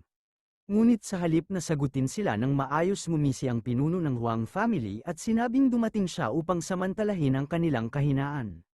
Alam niyang kasalukuyang humihina ang Yi family at ngayon ang tamang panahon upang tuluyan niyang pabagsakin ito. Ngunit higit sa lahat mayroon siyang personal na dahilan para dumating. Labis na nasaktan ang kanyang anak dahil kay Ming, isang pagkatalong nagresulta sa kanyang pagkakatalsik mula sa Red Sun sect at dahil dito dumating siya upang ipaghiganti ang kanyang anak. Mabilis siyang nag-utos sa kanyang mga tauhan, walang pag-aalinlangan inutusan niya silang atakihin si Ming.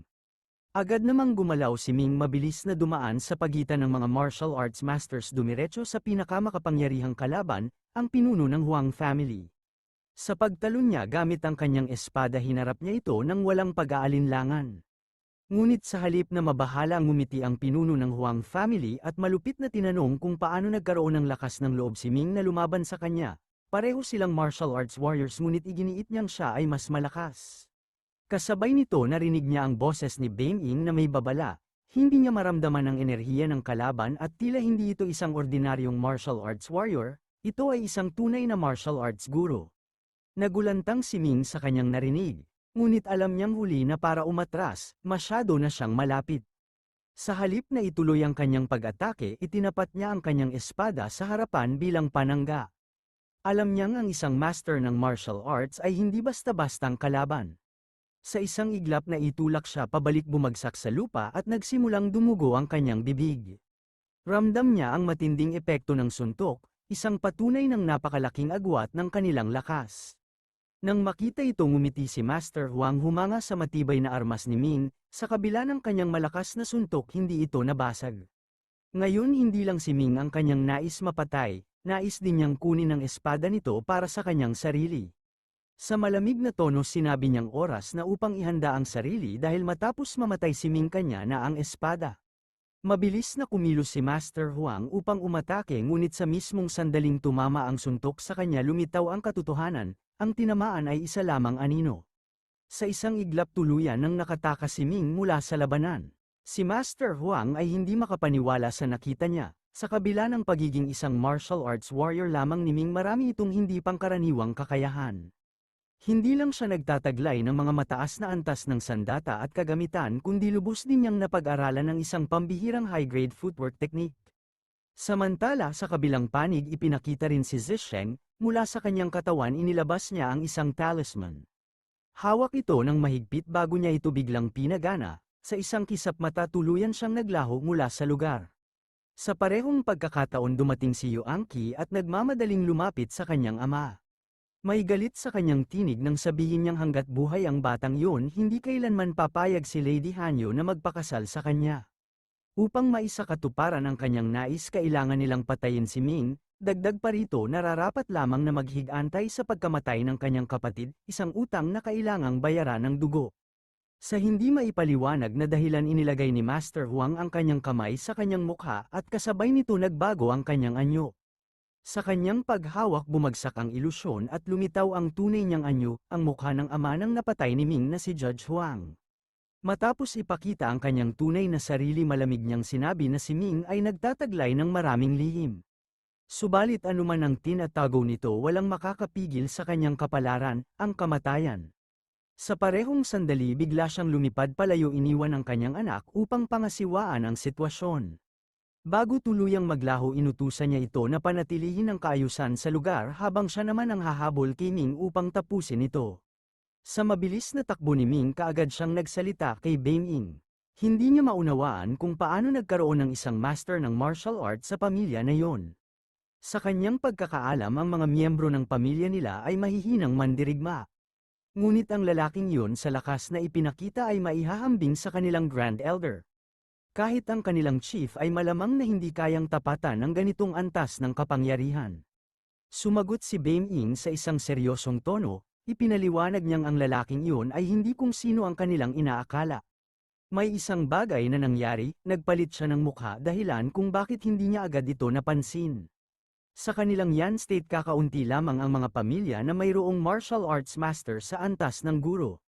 Kadalasan ang mga ganitong kataas na antas ng mandirigma ay matatagpuan lamang sa mga matatandang miyembro ng mga malalakas na sect o malalaking pamilya partikular na sa mga bronze families at ayon sa kanyang hinala kabilang ang mga elder ng Huang family sa antas ng guro. Muling nagbabala si Beiming kay Ming, kailangang bilisan pa niya ang kanyang pagtakbo. Ang master ay nasa likuran pa rin niya at kung hindi siya magpapabilis madali siyang mahuhuli nito. Kaagad namang itinodo ni Ming ang kanyang bilis ngunit sa kabila nito hindi pa rin niya kayang tapatan ang bilis ng isang master sa antas ng guro. Habang patuloy na tinutunton ng direksyon ni Ming napangiti si Master Huang. Alam niyang napagtanto na ni Ming ang panganib kaya ito biglang bumilis. Ngunit gaano man kabilis ang takbo nito wala siyang kawala, wala itong laban sa isang tunay na guro. Hindi magtatagal mahuhuli rin niya ito. Kasabay nito mas lalong binilisan ni Master Huang ang kanyang paggalaw, sa nakakabinging bilis agad niyang sinundan si Ming hindi alintana kung saan ito patungo. Mabilis na sinabi ni Beiming kay Ming na nasa alanganin na ang kanyang sitwasyon. Hindi lang basta hinahabol siya ni Master Huang, mas lalo pa nitong binilisan ang kanyang paggalaw. Sa loob lamang ng 1 minuto maaabutan siya nito at tiyak na mahuhuli. Sa harapan nila may isang kuweba at dito nagkaroon ng ideya si Ming. Habang patuloy sa pagtakbo sinabi ni Ming kay Beiming na hindi niya kailangang mag-alala, mayroon siyang isang napakagandang plano, kaagad siyang sumugod papasok sa kuweba. Samantala nasa likuran pa rin niya si Master Huang at sa kanyang paglapit buong kumpiyansang sinabi wala ng paraan para makatakas si Ming.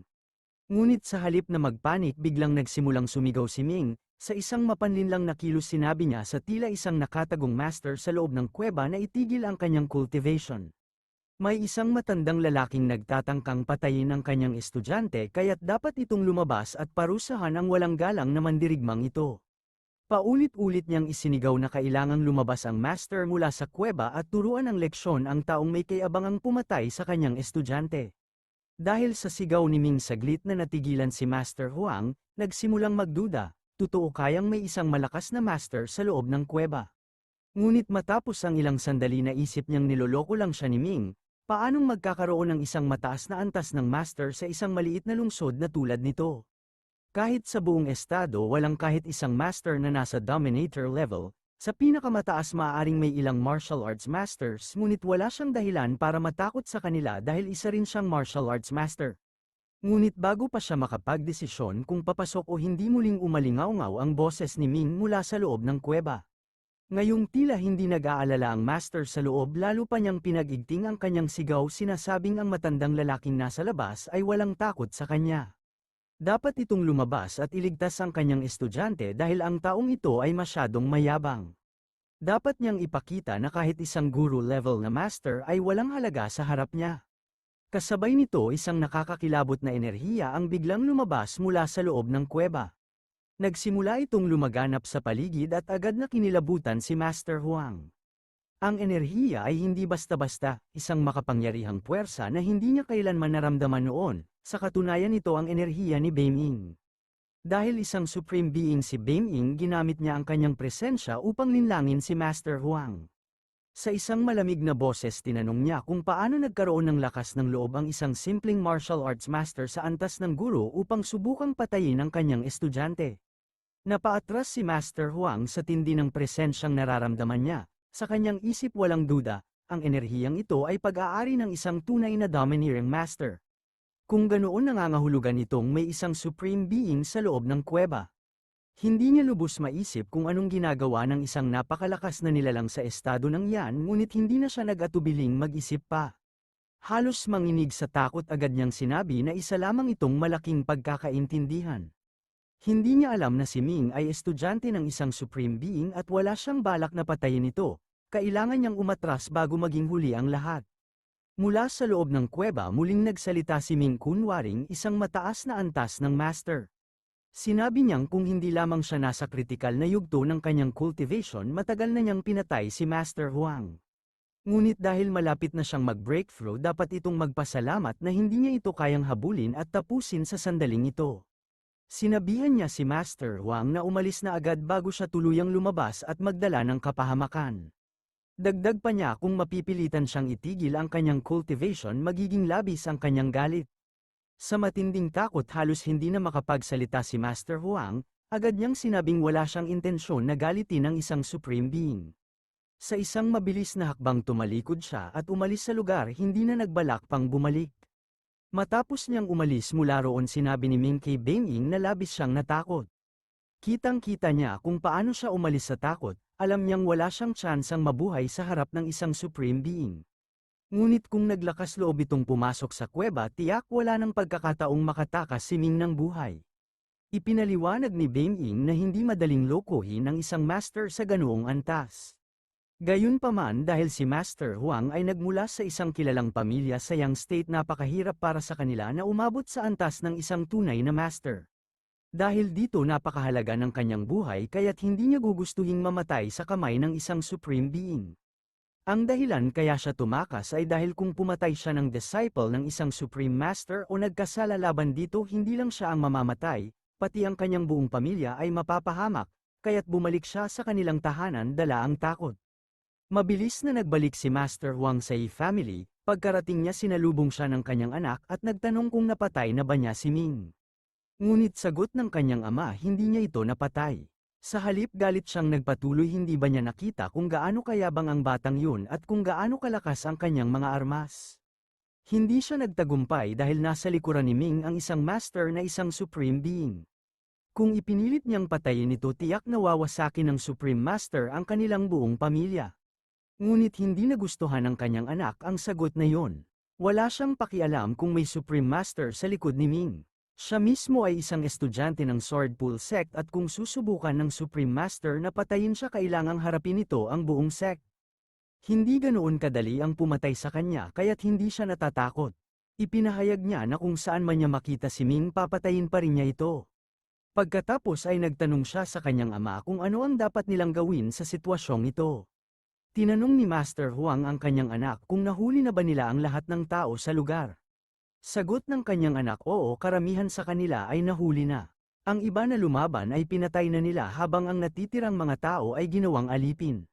Sa altar ng family, nagmamakaawa ang mga bihag, nakiusap sila na palayain sila, nangakong gugugulin ang natitirang bahagi ng kanilang buhay bilang alipin ng pamilya Huang.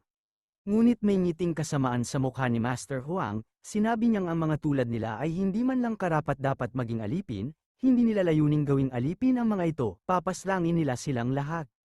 Agad niyang iniutos sa kanyang mga tauhan na patayin ang lahat, walang ititira kahit kababaihan, matatanda o maging mga bata.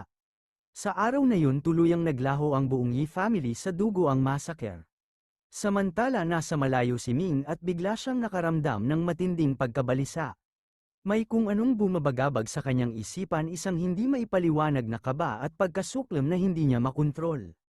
Kasabay nito isang kakaibang enerhiya ang nagsimulang sumiklab sa kanyang katawan. Bigla siyang napahawak sa kanyang ulo habang ang kanyang merit steel ay nagsimulang magwala.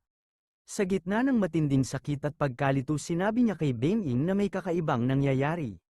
Ang kanyang merit steel ay tila galit na galit ngunit hindi niya maunawaan kung ano ang dahilan nito. Sagot naman ni Beng-ing ang dahilan ay may kaugnayan sa dugo ng kanyang pamilya. Ipinaliwanag niya kay Ming na dahil mayroon siyang koneksyon sa dugo ng Yi family at dahil ang kuweba ay hindi kalayuan mula sa kanilang kinaroroonan, dama niya ang pagbuhos ng dugo ng kanyang pamilya. Sa mabigat na pahayag sinabi ni Beng-ing kay Ming na ang Huang family ay walang awang pinatay ang buong Yi family, walang iniwang buhay, lahat ay naligo sa sariling dugo. Sa kanyang pagkabigla at matinding galit mabilis na lumabas si Ming mula sa kuweba at sa kanyang pagtanaw sa malawak na tanawin ng kanyang nayon na silayan niya ang pulang langit, tila isang senyales ng naganap na trahedya. Ipinaliwanag ni Beng-ing na ang dugo ng kanyang pamilya ay humalo na sa hangin dahilan kung bakit namula ang kalangitan. Hindi lamang ito isang simpleng pagpatay kundi isang ganap na paglipol sa buong angkan ng Yi family, wala ni isang itinira kahit ang mga inosenteng bata ay pinaslang. Nag-aapoy ang galit sa puso ni Ming, hindi niya matanggap ang sinapit ng kanyang pamilya. Sa kanyang matinding puot sinabi niyang hindi niya patatawarin ang Huang family, wawasakin niya silang lahat bilang ganti sa kanilang ginawa. Ngunit si Beng-ing ay nagpahayag ng mas malamig na pagkakaunawa, alam niyang ang Yi family mismo ay hindi nagkaisa, sila ay nahati sa kanya-kanyang layunin kaya't hindi nila nagawang protektahan ang kanilang sarili. Hindi niya dapat isisi ang lahat sa kanyang sarili. Dagdag pa ni Beng-ing na balang araw kapag siya ay naging mas malakas magagawa niyang ipaghiganti ang kanyang pamilya at wasakin ang Huang family. Nanginginig sa galit sinabi ni Ming na walang kasalanan ang matatanda at mga bata sa kanyang pamilya ngunit hindi sila pinatawad ng Huang family. Dahil dito kailangang pagbayaran ng mga ito ang kanilang ginawang kasalanan. Gayunpaman hindi pa tuluyang naglaho ang Yi family, may ilan pang natitira sa Red Sun sect.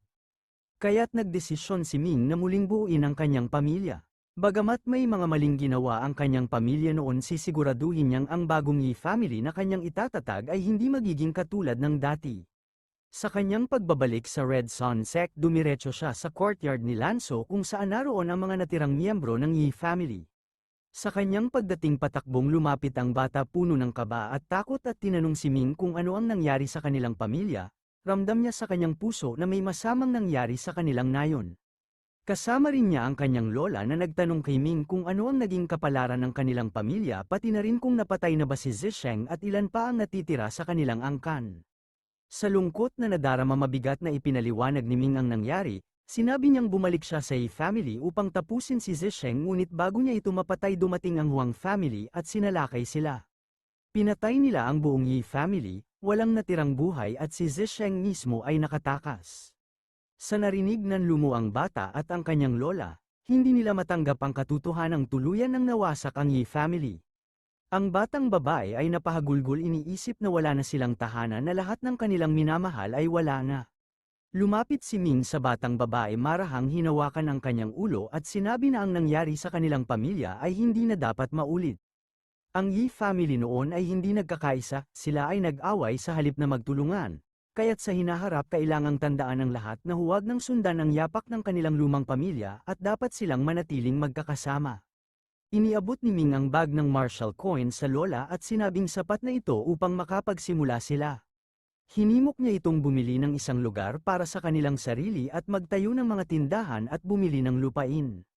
Gusto niyang bumuo sila ng bagong Yi family at kung sakaling may kailangan sila, maaari silang bumalik sa kanya para humingi ng tulong. Sa labis na kasiyahan, nagpasalamat ang matatandang babae, hindi makapaniwala na hawak nila ngayon ang 300 Marshall coins, isang halaga na hindi pa nila nakita sa buong buhay nila. Habang pinagmamasdan sila ni Ming, naisip niya na ang tanging magagawa niya ngayon ay umasa na hindi na mauulit ang mga pagkakamali ng kanilang lumang pamilya. Sa sandaling yun biglang tumakbo si Lansu papalapit sa kanya at ipinaalam na kailangan niyang pumunta sa main hall.